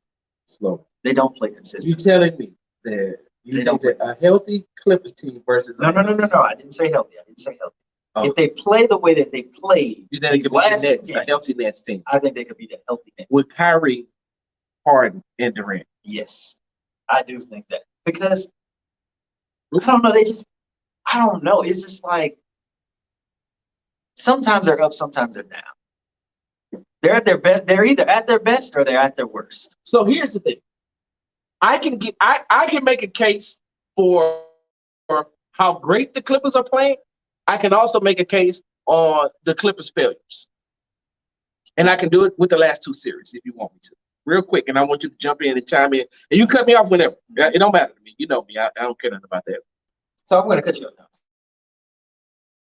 Do you want me to do the good or the bad first? So you do the good, because I mean, Well, why do you want to end with the bad though? because I'm about to show you why they're so terrible. Okay. So you're going to chime in when I do the bad. Yeah. So the good, right? And I'm probably going to agree with every single part you say about When you got Paul George playing like that, right? Mhm. He takes Paul George when he is on his game. He's by far one of the hardest players in the NBA to stop.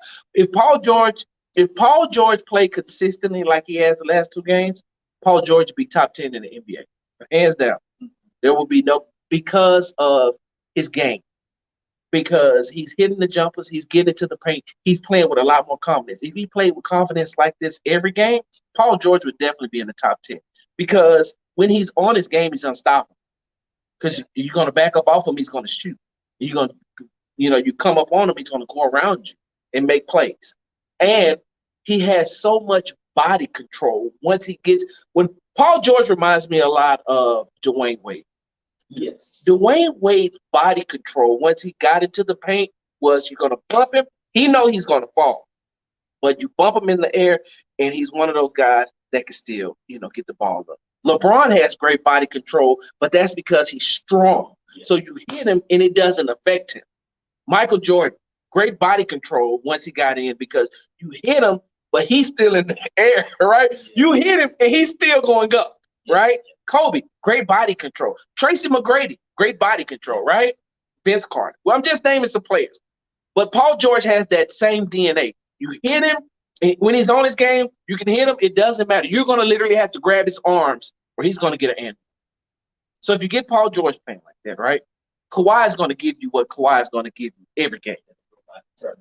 Oh yeah, he's going to, like, if if Kawhi didn't have those knee issues that he always had, that's been plaguing him since his Spurs days, if he didn't have those, young Cody, you could arguably say he'd be top 3 player in the NBA. Because I used to tell, at one point it was LeBron 1, and then it was Kawhi 1A, because there was nothing that LeBron could do that Kawhi couldn't. If you go back and you look at the stats, I have to look. It was like maybe the end of his Spurs, the time with the Spurs, and definitely with the Toronto Raptors. And to be honest with you, Kawhi was a better 3-point shooter. Kawhi is a better 3-point shooter than LeBron. But he could rebound, he could score. He can rebound, he can score, he can get the assist, he can shoot the J, he can play defense. At one point, there's the same thing with LeBron. If you go back and you look at the stats and the eye test, because I always tell you stats can be skewed, but go back and look at the eye test as well, you'll see how Kawhi was good. So if you get Paul George playing that way, and you get Kawhi playing that way, and then you can get Terrence Mann and Reggie Jackson and Mark. Which one is it, Marcus or Markeith? It's Marcus. Marcus Morris, to buy in. You can get the role players to play in. They're unstoppable. You agree with that as far as the good? I mean, there's nothing more I say. You got Rondo on the bench. Oh, Rondo didn't even dress out last night. You got Patrick Beverly. Did you see Rondo? Rondo didn't even. I don't think Rondo was even in the building last night. They told him, "Man, I'm on my way." No, you good. Your car don't even work. And I don't understand. Side note, Cody, like he disrupts everywhere he goes. But you got to know that. You got to know that that's what you're going to get with Rondo. Well, no, he didn't last year with the Lakers. He just doesn't fit in. But he starts off as a round peg in a round hole, but then he turns into the square that don't fit. Yeah. He fits until he doesn't. He's like, no, I want to be a square. I identify as a square. Like, no, but you're round. No, I identify as a square, rectangle, obtuse, triangle, anything except round. So you agree with everything I say that good. Now you start off with the bad, and then I'll add in my bad. The bad is, and it's almost like all of their entire team is role players. Mhm. They don't ever play consistent. Like Paul George looked at like, you know how they were saying, oh, we need a point guard, we need this. Every time I see Paul George, I'm like, Paul George, PG must stand for point guard. Yeah. Because he looked like a point guard. Like he was dishing people assists. Marcus Morris in the corner, like he dishing people assists, he getting people in the game, he talking to his team. Like, come on, y'all, let's go. Like, I'm like, this is the leader right here. And then other games, you just see like, I don't know, just chaos. Like they don't play defense. They mess up their assignments. They don't show like the will to win. Like the first 2 games they played against the Jazz, they were like, yeah, well, we got past the Mavericks, so we need a break. That's what it looked like they said. And it's the same thing against the Mavericks. Like, oh, we tied it up 2-2, so we'll take a break here. Yeah. We'll take a break. Like it just looks like they don't have the will to win sometimes. Yeah. And other times they look like, if we really try, we'll just blow out all of these teams every single time. Yeah. And I think all of their wins have been blowouts, pretty much. Yeah. Like I don't think they've ever won a close game, and that's another point. I haven't seen them finish like a close game, and that could be good, that could be bad. Like all their wins could be blowouts. So you think it's all or nothing? Yeah, it's all or nothing. Like either you are way better than this team, or that team might come back to haunt you.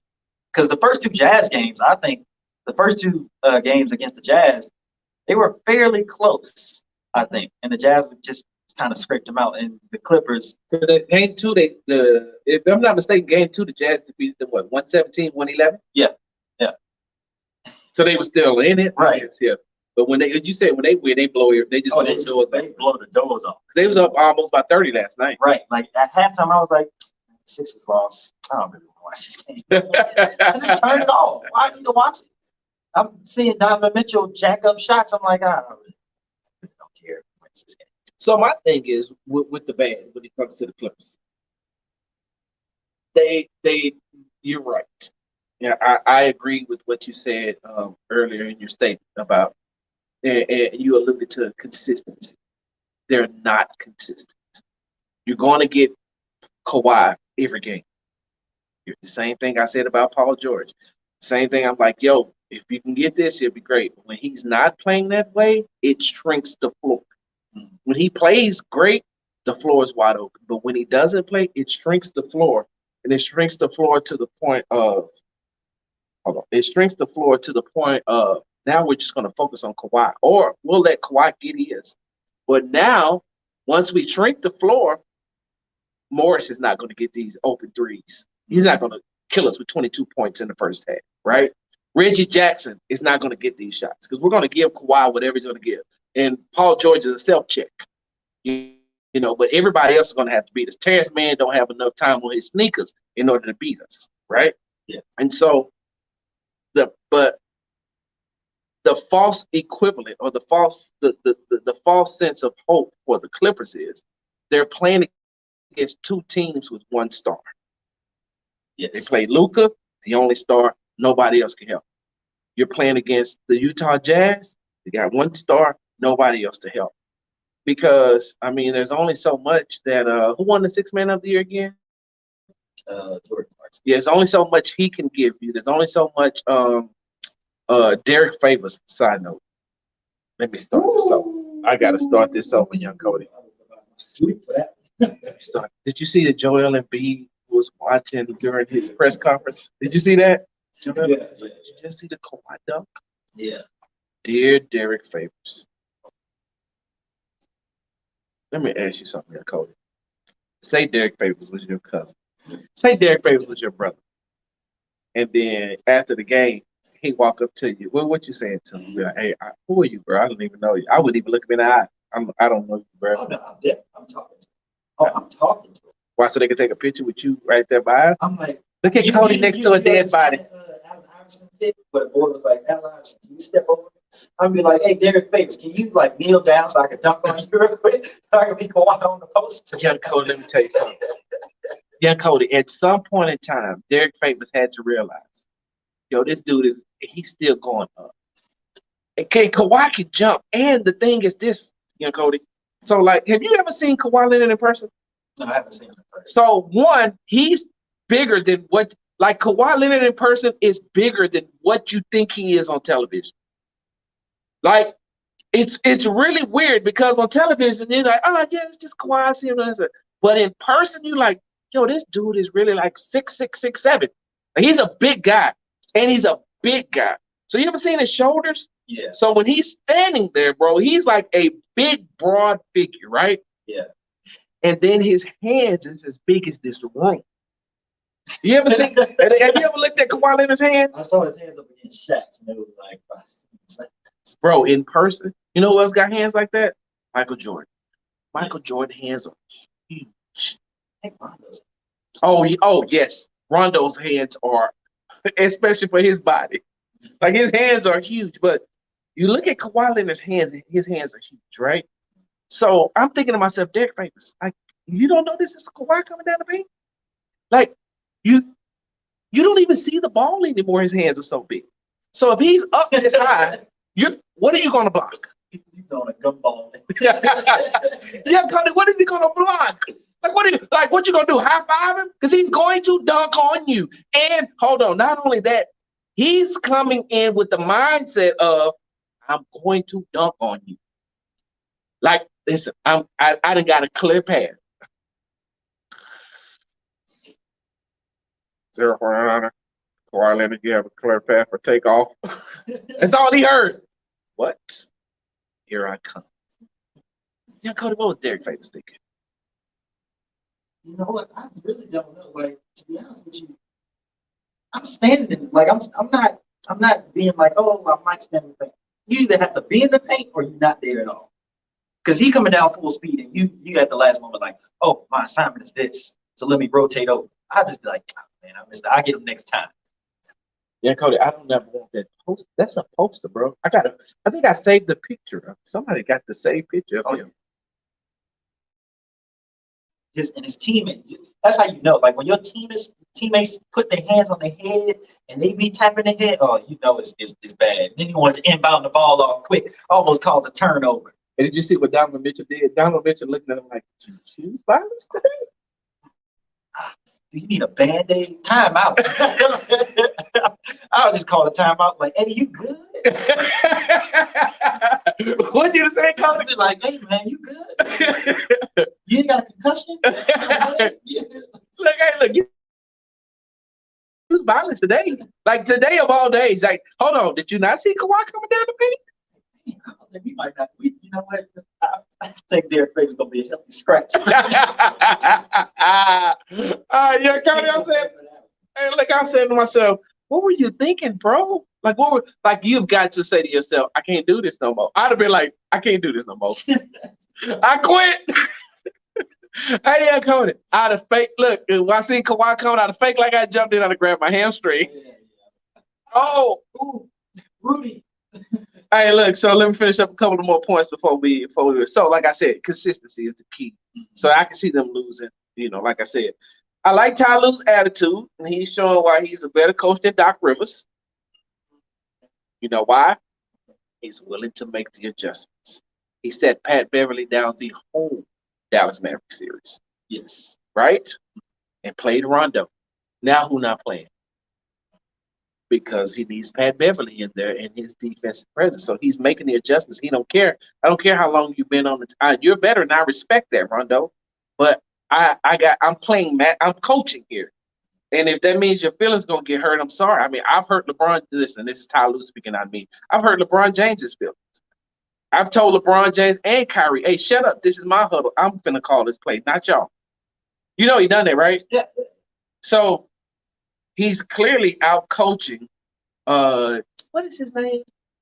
He looks weird. Like you ever seen? He like he needs to eat though. Like his face is shrunken. Like it looks like it's like. Was he in a band? Looks like he looked like he run like 13 miles a day. He looks like a barely younger version of Skip Bates. Right? Dye his hair black. That's the guy named Ed. Like Ed dyes his hair. You ever watch Yes. Oh, hey, you gotta call him Big Ed. Hey, look how Big Ed can get these young ones though. Did you watch his last season? Wait, have you watched 90 Day Fiance: The Single Life? No, I haven't watched it. Oh, is it good? You didn't know that Ed had him like a little 26-year-old. Oh, you gotta watch it on TLC. It's amazing. I've watched the whole thing. Chrissy and we watched the whole thing. Oh my God, young Cody, it is Is amazing. it funnier than Oh, Big Ed. Hey, listen, hold on. Big Ed is hilarious, and you remember Colt? yeah. Colt is hilarious.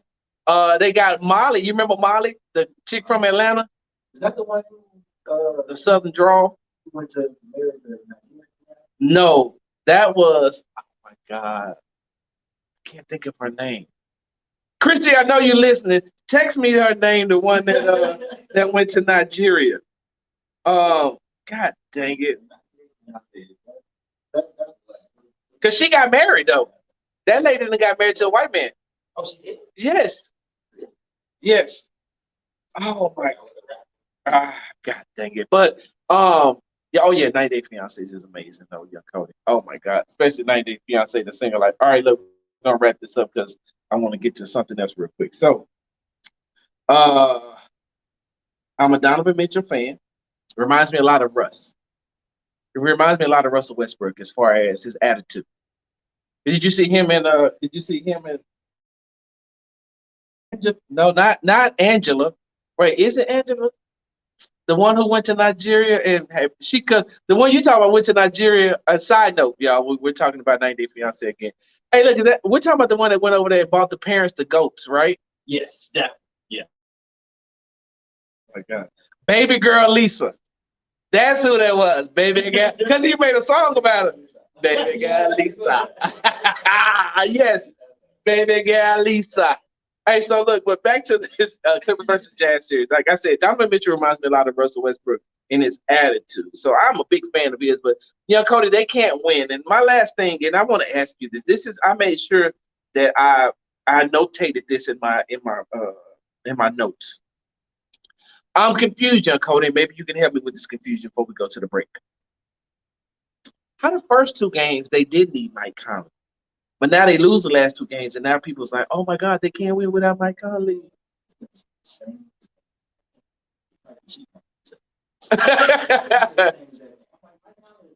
First off, Mike Conley is hurt, Yes, so he's not going to change the series at all. enough. And people act like, yes, Mike Conley is a point guard, but he's not like The point guard. yeah, he's not. Yeah, he's not Chris Paul types. Like he's not gonna go out there and give you 14 assists. Yes. He's not gonna get you that. So, I mean, you got what you got. And even if he does come back, yeah, Cody, what are you getting from? Like I said, what are you getting from him? Someone who hasn't played. He did that last year when they were playing the Nuggets. Remember, he came back Yes. and he had to do the whole quarantine thing, and Yeah. then he came back, and everybody's like, "Oh, well, Mike Conley should have stayed where he was because he wasn't giving them nothing because he was hurt. Yeah. He was coming off an injury." And that's what and my thing is too, is like, even if he comes back, they're gonna run him off of all types of screens. He's not guarding Paul George. But they'll seek him out. Oh yeah, pick and roll. Get Mike right here in front of me. I'm about to destroy him because he's still kind of gimpy from the injury. Right. Or switch him out, get him on Paul George. There's going to be a lot of yes. Even Reggie Jackson will abuse him. Oh yes, especially the way that Reggie Jackson is shooting the last couple of games. Yes. Yeah, Cody. We got to take a break before I get to what we're going to talk about. Zubac is trash. Zubac, Trash.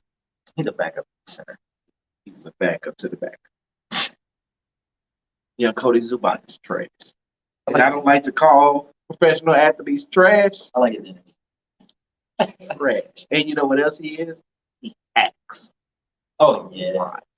He's like a taller white version of PJ Tucker now. Like PJ didn't used to be this way. We're gonna get into that a little bit later. Just like PJ. Hey, listen. I have a video on my phone right now of Devin Booker saying, "Man, PJ's a hack." He's like, "No, but that's my dude though." Yeah, PJ's a hack.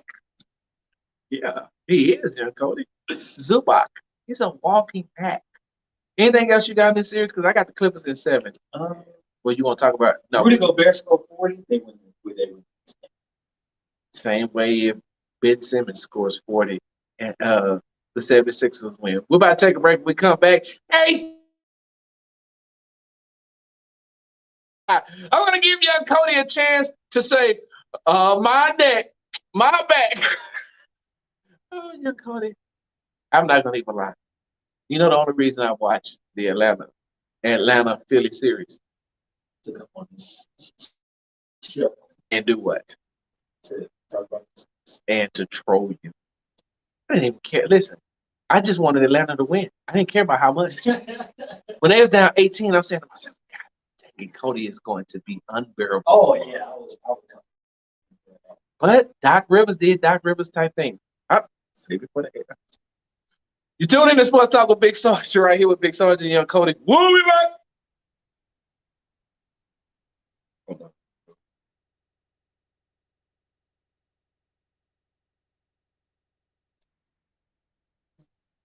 Definitely don't listen to Sports Talk with Big Sarge, because if you did, you know I'll be on the air on Tuesdays from 1 to 4, right? But see, this lets me know, no, go ahead and just tell on yourself that you don't support me. I get it.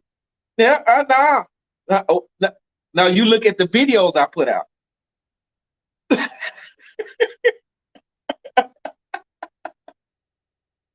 Uh-huh.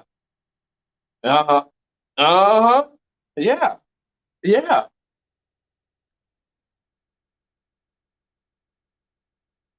What crib? Oh, that's because Caesar be coming on, he want to swim. Then hold on, wait, time out. I have not seen Caesar in like I don't know how long, so that's different. How long you been living in Pearland? You stay you stay right down the. Hey, but look, I stay by myself though, so you can just come to my house. You got people to stay with you. Oh no, you got to pop up. You just be like, hey, B, you home? I'll come down. I be like, all right, cool. But I can't just pop up at your spot. And, I got to plan 3 weeks out to see where you even going to be. Because, you will be like, hey, man, where you at? Ah, man, I'm in Louisiana. And you just be right there at the house with your feet on the couch.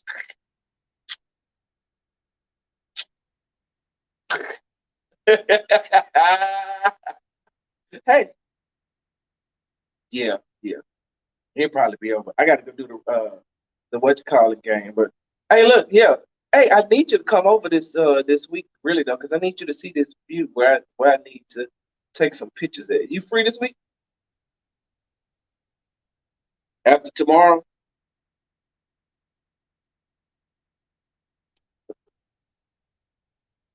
It may have to be in the morning because I got to be here by 12 in order to do the show from what you call it, from 1 to 4 on every Tuesday and Thursday right here on Race Praise 100. Lacey, you can listen to us on racepraise100.com, or you can download the app, Race Praise 100. Just saying. Yeah, I'm just saying, yeah. Even if you don't, you're going to lie and say you do. And I'm at a gospel Christian radio station, so you know what I'm going to do? I'm going to pray for you. All right, man. I hit you back when I get off air. All right, later. Okay. Later. Baby girl Lisa.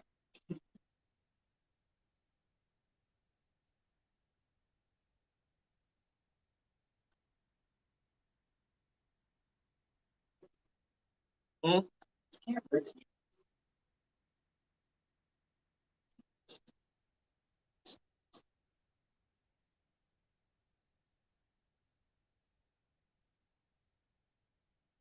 Say Cam Reddish? Yeah.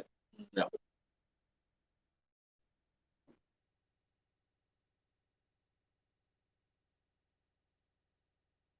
Yikes.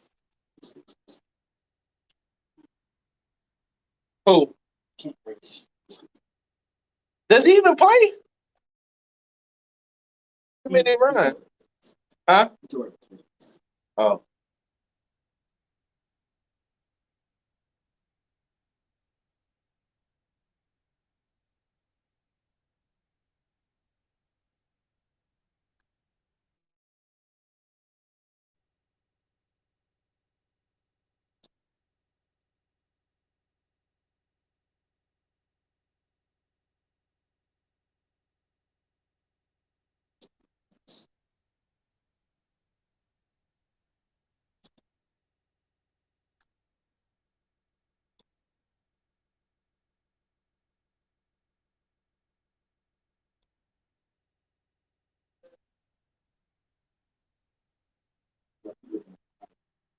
Nope. Tell you.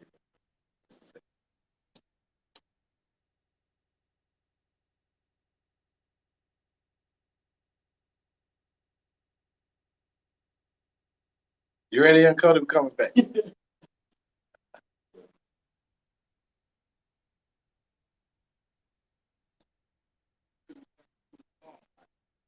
You better know it. Because this time, if you don't get it right, you're suspended for 10 days each. Now, is that clear?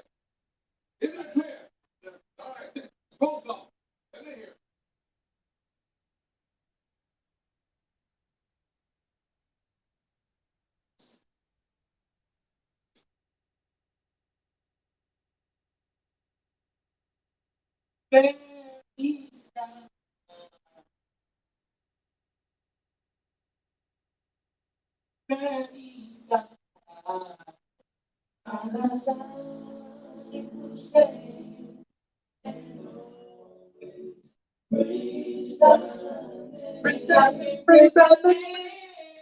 You never seen this?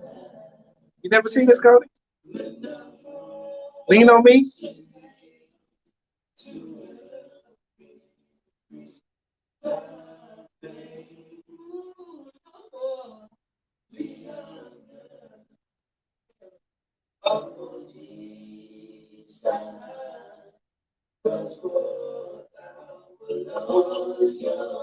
Loyalty, loyalty.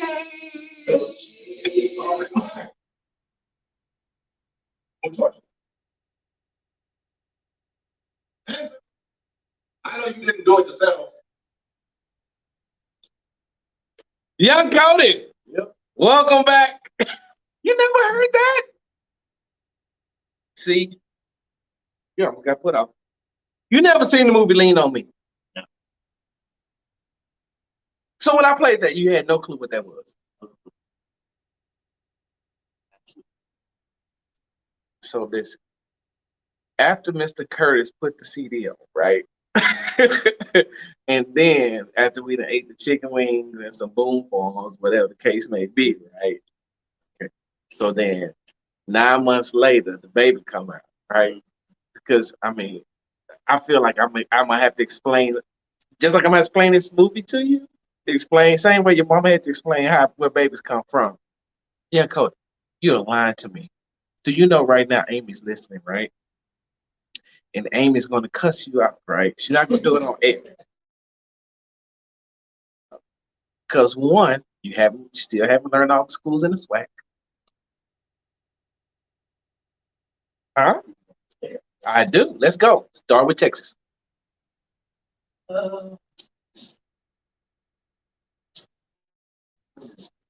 SWAC. TSU. Now Tennessee State. Texas Southern. Huh? Wait, say it again. Texas Southern. Uh-huh. and PD. Okay. Who else? In the SWAC. No. Yeah, leave Texas. Let's go to Louisiana. Grambling and Southern. Okay. Now let's leave there and go to Mississippi. Mississippi Valley State. Jackson State. And Alabama. Alabama. Alabama State. And we got that one. So Arkansas. Pine Bluff. Uh-huh. Is that 10? You tell me. 2. State.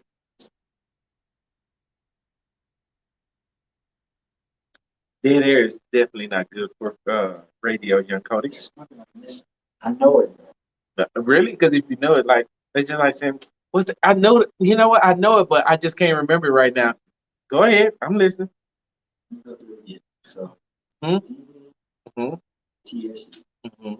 Grambling, Southern, Mm-hmm. that's fine. Huh? Jackson State, California, Mississippi Valley State, Mhm. Alabama A&M, and Alabama State. Yeah, that's all of them. So no Florida A&M. Did I miss those? Of course you did. You didn't say them, and you repeated it twice. And if I'd have let you repeat it 5 times, you'd have missed it. You could have said it 25 times, and you still would have said Bethune-Cookman and Florida A&M. Fair East Side. Young Cody don't know the schools, and Amy's gonna cuss him out. I And she know him did- now. I missed 2 schools because I forgot the state. This is 2021, Young Cody. We've been asking you to learn these SWAC schools and the I know. Negro since 2018. That's all that matters. Welcome back to the Sports Talk with Big Sarge right here on Raise the Praise 100, and I have in the bags with me Young Cody. Go to raisethepraise100.com and also Raise the Praise 100 to download the app. Hey, shout out to my frat brother Organius Lacey. I'm saying your whole government name because you called me while you was on air. That just let me know you'll listen to my show because every Tuesday and Thursday from 1 to 4 p.m. I'm right here at Raise the Praise 100 doing Sports Talk with Big Sarge, and I'm calling you out because I'm recording this and I'm going to make sure that I put the clip out and tag you. This is what I mean, Young Cody. I'm not playing with these dudes no more, man. I got to do it. I got to do it. Speaking of not playing with anybody, ATL shouted on last night. The Philadelphia 76ers lost to the Atlanta Hawks by a score of 103-100. And before I even jump into this thing, Young Cody, in all honesty, how healthy is Jordan? I wouldn't even use them as an excuse for this. He just played bad. Like, did we use it, like you said, with the Mike Conley situation with the Jazz? Did he not score 40 points with the same team? Did he not score 39 with the same team? Did he not score 27 with the same team? Here's the thing, though. He's had a bad game. But here's the thing, and I said, remember I said this at the beginning of the series, even before they played the game. I said, no, after the first game, right? After the first game, even though they lost to Atlanta. And I said, Young Cody, I'm not worried about this game. I'm not even worried about the next game. How can he keep playing on this knee when it's time for game 4, 5, 6? Remember I said that? I said, what's going to happen later on for him coming off fresh when he ain't played? Then you backdoor that. What do you have after that, 37? He had 39 and 40. Okay, 39. 47. Right? And that's when they blew him out. Yeah. Right? So he did get a little bit of rest. But Young Cody, now in game 4, like that knee is like, hey, bro, I don't know how much longer I can hold up. I don't know how much longer I can hold up. I don't know how much longer you want me to hold up. Like, because you think about it, Young Cody, it started off as a small tear. He keeps playing on it. Like, have you ever seen like? Oh no, it'll expand that. But I wouldn't use the knee as an excuse for this game. Like this game, it just looked like, I don't know, he just didn't have the same intensity. Like, He'd have the lift.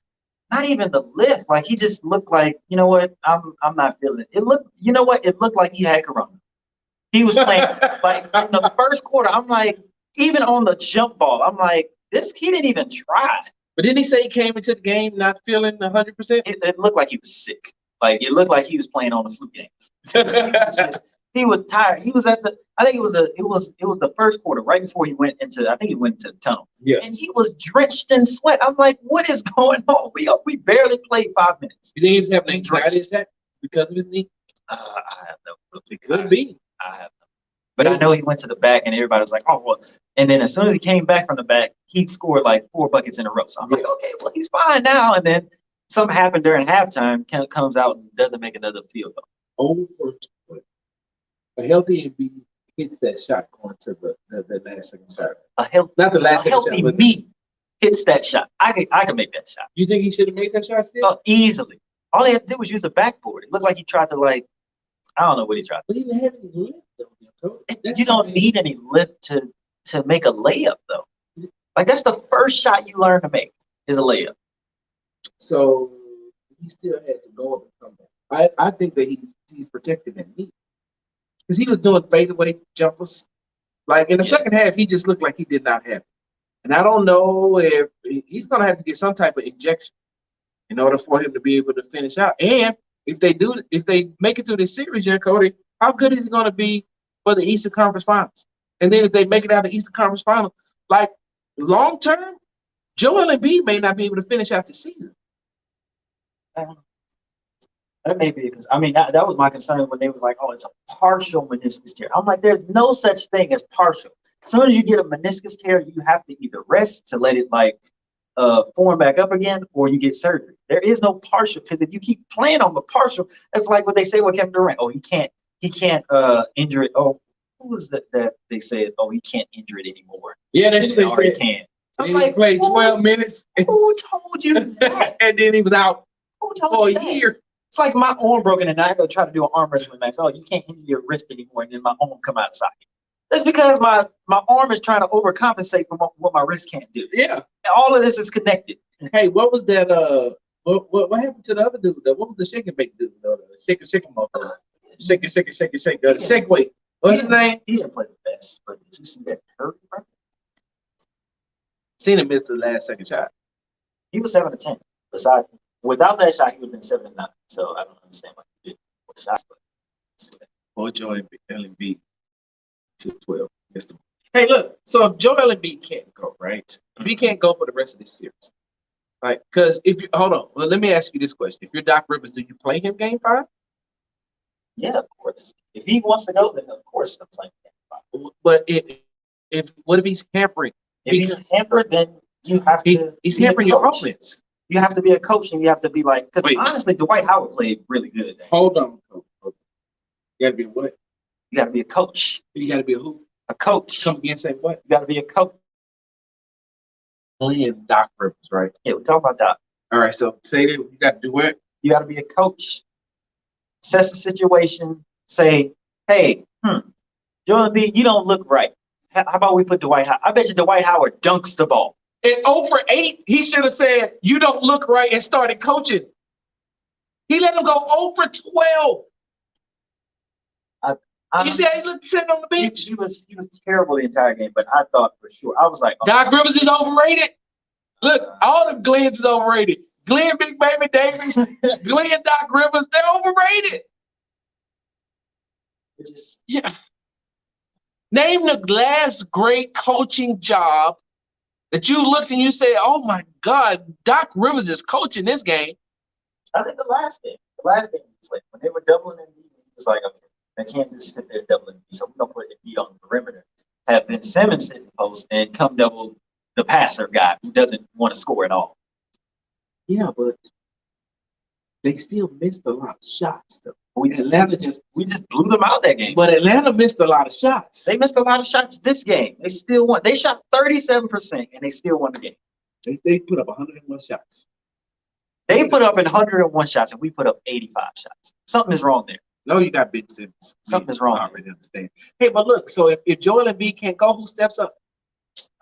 Shake your body. Dwight Howard. I don't know. Shake him up. Is Zubac on our team? All right, whatever happened? What about Maxey? Ain't that his name? Yeah, Maxey. I think his minutes got taken by Shake. So basically, where's Tobias Harris? How many points he get? Tobias Harris played a good game. I think everybody played a good first half, but second half, I don't know. It looked like they were like, oh, but we already won the game. So what about hold on. So we said shake him up. I can't say that because that's my favorite brother, DJ Shake him up. Baker. Shout out Baker. Can't say shake. You can't say Maxey. Turkish trigger, and you don't talk about. That's exactly what I was about to ask you. Where he at? I mean, the thing is, Compazzo Jr. I'm so glad he got the playoffs too. He irks me. Joel Embiid had a bad game. Ben Simmons had a bad second half. I'm looking at it like, I mean, what you want? Like, he has to come through, and if he can't come through, then somebody else has to be in the game. So we just said about coaching, right? Right. What was the lead in the second quarter? The lead in the second quarter, I don't know, like 17, 20, 18. 18 You blow 18 points in a quarter. That's coaching. Listen, Doc Rivers can't go out there and play and put the ball through the hoop. When you got one person taking 12 shots and trying to force stuff into the basket, that's when it's your job as a coach to say, "Hey, man, you don't have to tonight.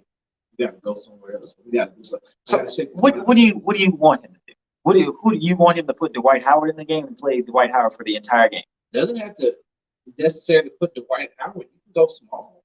So let's just say LeBron has 5 5 turnovers, right? Let's say no. I'm just being honest. Let's just say LeBron James has the ball. He has 5 turnovers. He has 2 assists, and he's 0 for whatever.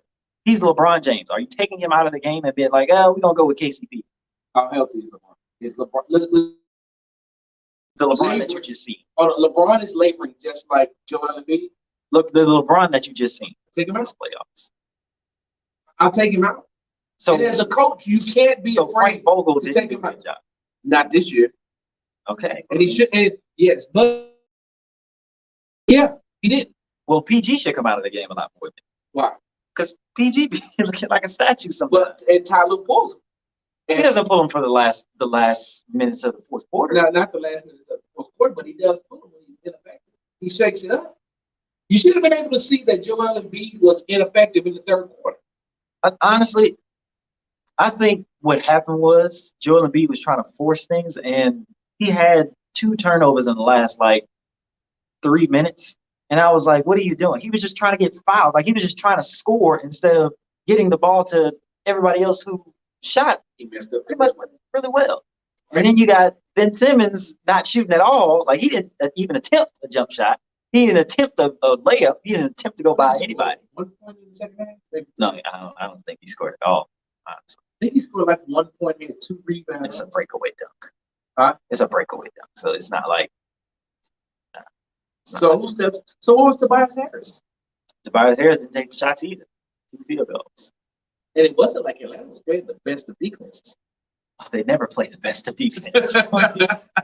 you watch the series; they don't play defense. So that's what I'm saying. So when it comes, so that's on Glenn Rivers. Doc. I think honestly, you can't look at both of these teams and be like, I think the 76ers are in trouble. I don't look at the 76ers and be like, they're in trouble. I think they're more in trouble going to the next round because how I'm looking at the 76ers right now, they can't beat the Bucks, they can't beat the Nets. They can't beat the Jazz, they can't beat the Suns. They can't beat the Clippers. They can't beat any of those teams playing like this. Luckily, the Atlanta Hawks are not shooting well. They can't beat them with an unhealthy Joel Embiid, right? No. So that's my point. My point is you can't beat them. And hold on, because right here on Sports Talk with Big Sarge, young Cody, I don't like to toot my own horn. You do. I don't like it when I'm always right, young Cody. But I'm kind of always right. I don't know about always. Okay, let me give you an example. Hey, young Cody, can I ask you a question? How many assists did Trae Young have? I think he had 18. Where did most of those assists come? I don't know. When he got into the paint?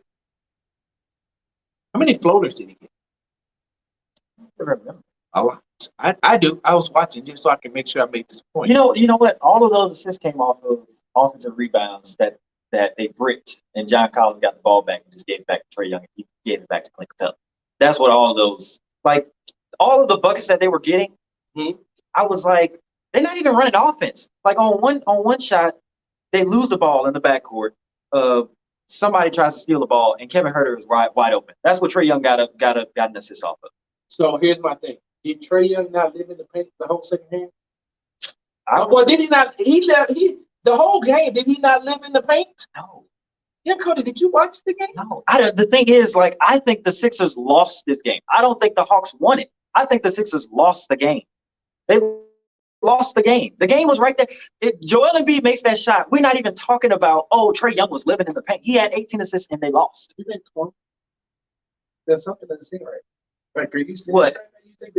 You think that the 76ers lost this game more than the Hawks? Oh, more, yes. There were so many opportunities that the Hawks. I was like, if the Hawks don't win this game, because we're not even playing defense anymore. We're not playing offense. We're not hustling for the ball. We're letting John Collins, of all people, we're letting John Collins get. Oh, that's more about the 76ers than it is about the Hawks. Yes, I think it is. I think it is because especially when you have a lead like that, you lose the lead.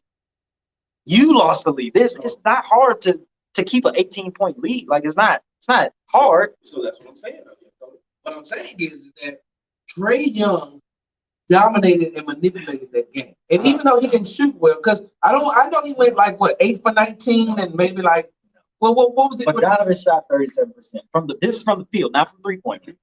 40% for Kevin Hurt, 40% for John Collins, 66% for Clint Capella, which is not bad, but he missed a bunch of bunnies in the first half, which is why I'm saying the Hawks didn't win this game. This game was on a platter for anybody to win. So how did he get the bunnies?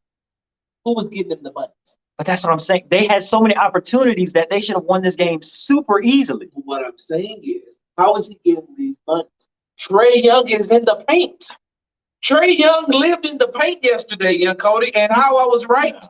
This is what I'm gonna tell you how I was right. What did I tell you? Hey man, you remember when the first game I said, hey, he's gonna live in the paint as long as he doesn't think that Joel Embiid can do anything. So yesterday, when Joel Embiid was hobbling around on that knee, Trae Young lived in the paint because he's like, well, all I got to do is get around these guys. He can't jump. I'm just gonna float it or I'm gonna throw an alley.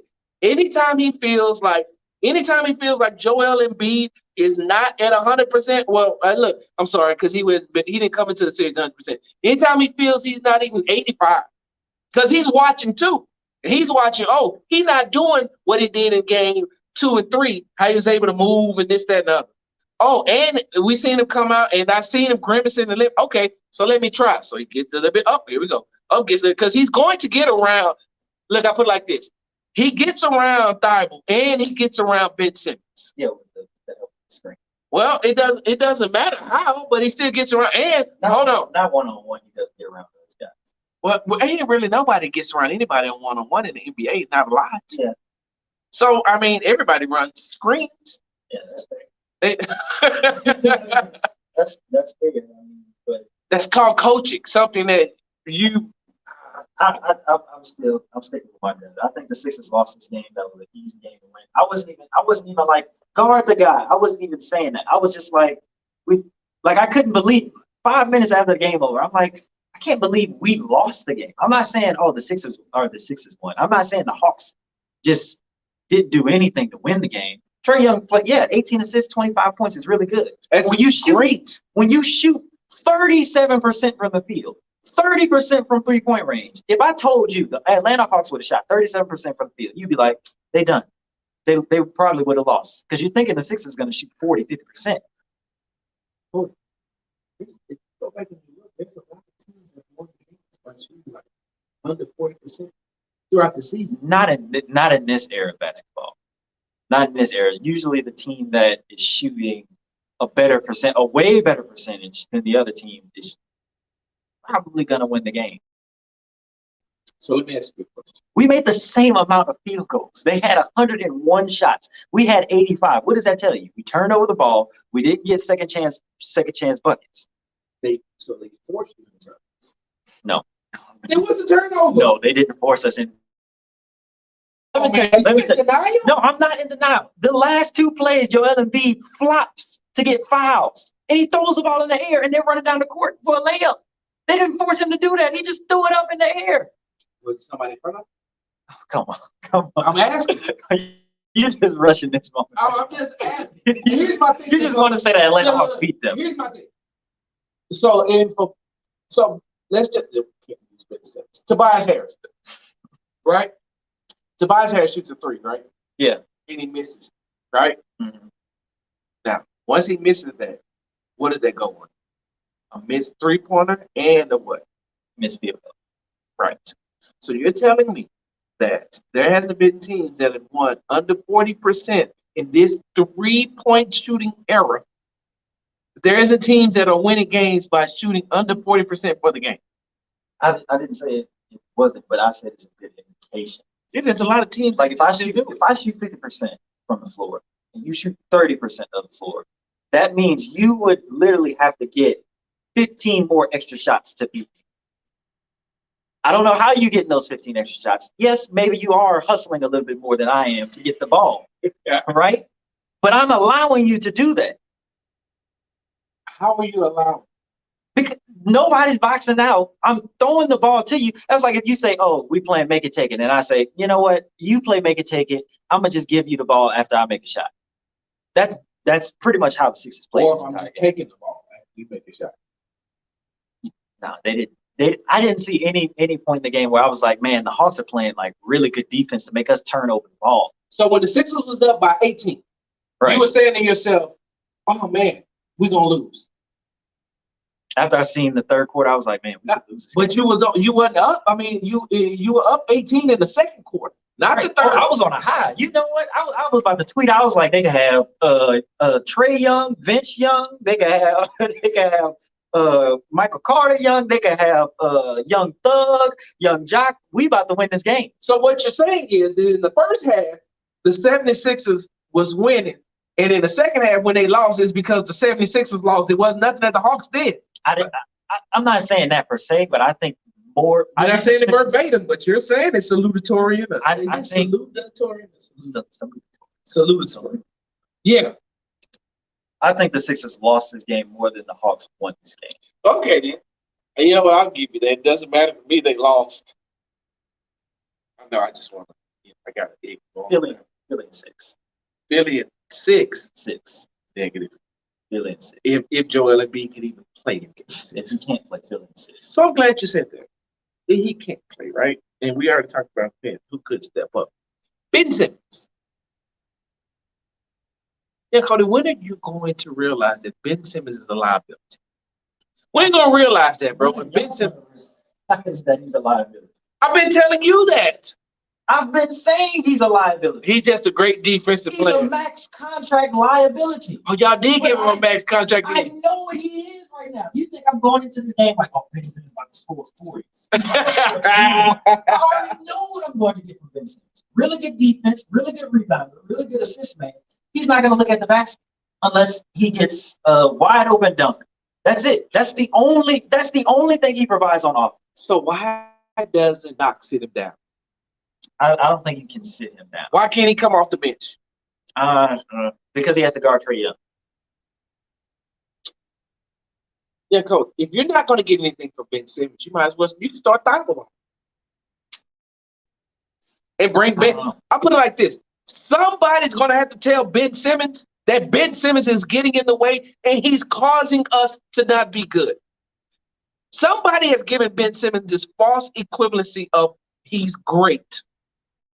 Because you remember I came right in here and I said, hey, man, you out here talking all this trash you making. Because I've noticed all the trash talking that he was doing during the season then stopped. Young Cody, the game is on the line. And your max contract player, your player who's supposed to be the second best player on your team, is sitting on the bench. The bench, young Cody. How much they paid him? $285 million? Okay, so they gave him that much money to sit on the bench in the clutch. I'm with Yeah, Cody. you with you this entire time. Because I put it like Did this. you not see what I tweeted? I said Ben Simmons aim for the square on the free throw. I retweeted that. Square. I retweeted that. Here's the thing, though, young Cody. Your max contract player, supposed to be your number 2 player on the team, right?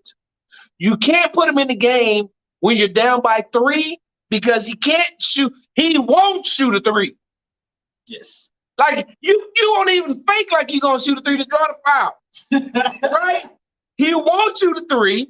That's the first thing. Yeah. Second thing is I can't put him in because as soon as they see him in, they're gonna foul him and make him go to the free throw line. I don't disagree with any of these points. And I can't believe that Daryl Morey is like, oh no trade that we'll ever do with Houston will involve Ben Simmons. Yeah, keep for yourself there. Keep him for yourself. Do you think the Rockets didn't want that trade or Daryl Morey? Daryl Morey, they. Oh, wait. I thought Elton Brand was it. Yeah, well, Daryl Morey has the say. Oh, see. And you know what I mean by the say? Yeah, he has the final. No, he doesn't have the final say. He can have the veto. Yeah, no. He has the, hey, Daryl, let me talk to you since you used to be the general manager of the Rockets. What do you think about this? Do you think that we're going to blah, blah, blah, blah, blah? He consulted with Daryl. Don't be trying to catch me up, young Cody. No, you got to get up. I know where babies come from. I've been knowing where babies come from. At an early age, I was trying to see, can you make babies come with your clothes on? I already know. But there's no possible way, young Cody. Now, what's your prediction again? Philly in 6. Atlanta's not the same.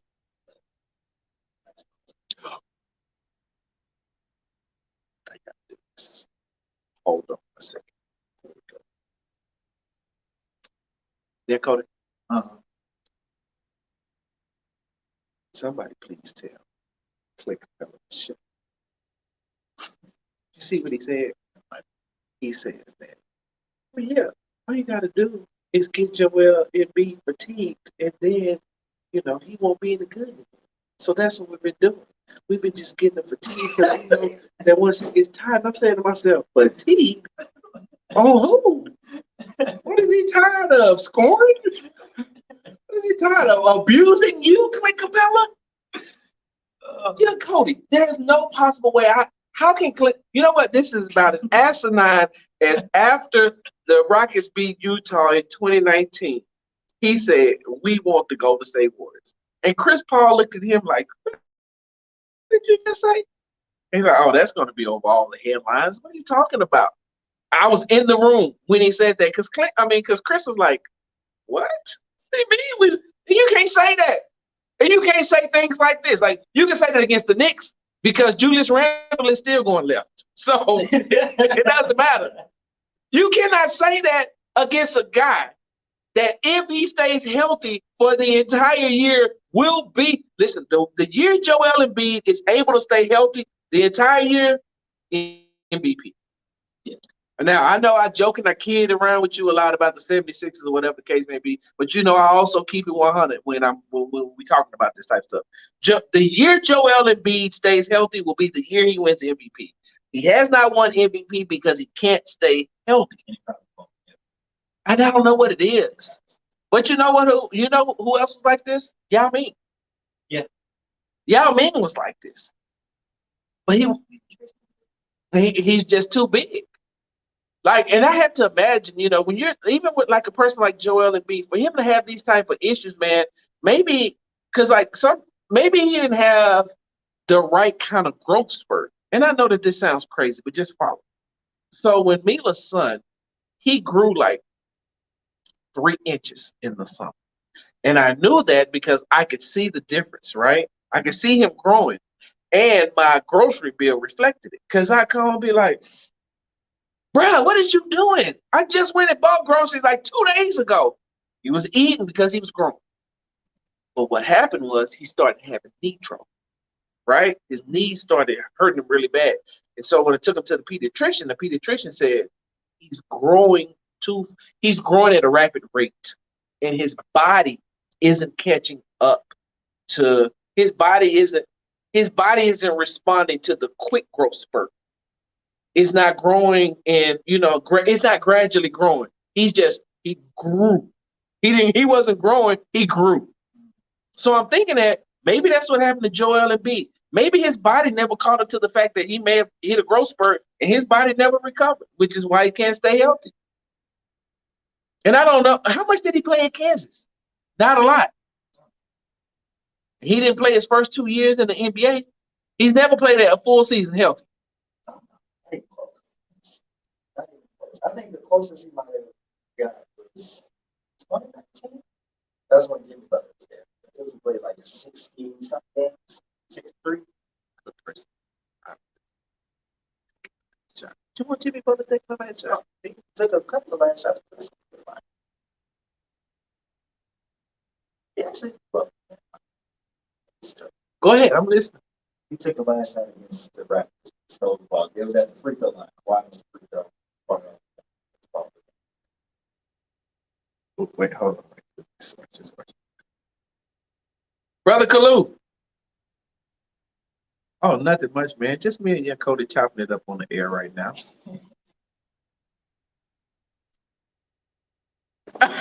No. Hey, look, hey, young Cody, and I'm just talking to the people. So young Cody say, "Hey, don't do me like Shannon Sharp did." Hey, no, but hey, hold on 1 second. I'm just about to go to break because I want to tell you something right quick. So I'll call you right back. All right now. I'm not gonna stand the sharp Indy Clue. All right, we're gonna take a break. Hey, when we come back in, Cody, do you want to talk football or do you want to talk about Nets Bucks? I know you want to talk Nets Bucks because you're like, hey, look, don't talk about my team and I don't get to talk about the team you root for, right? Yeah.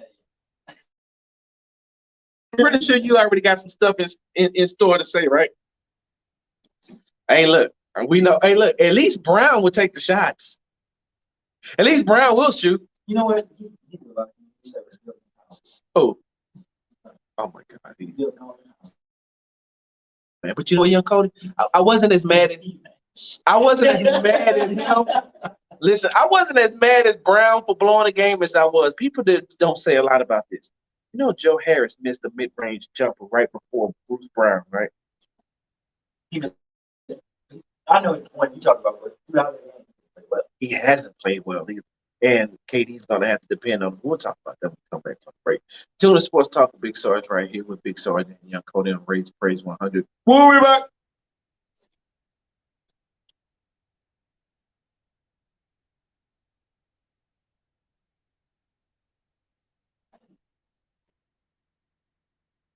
Huh? I didn't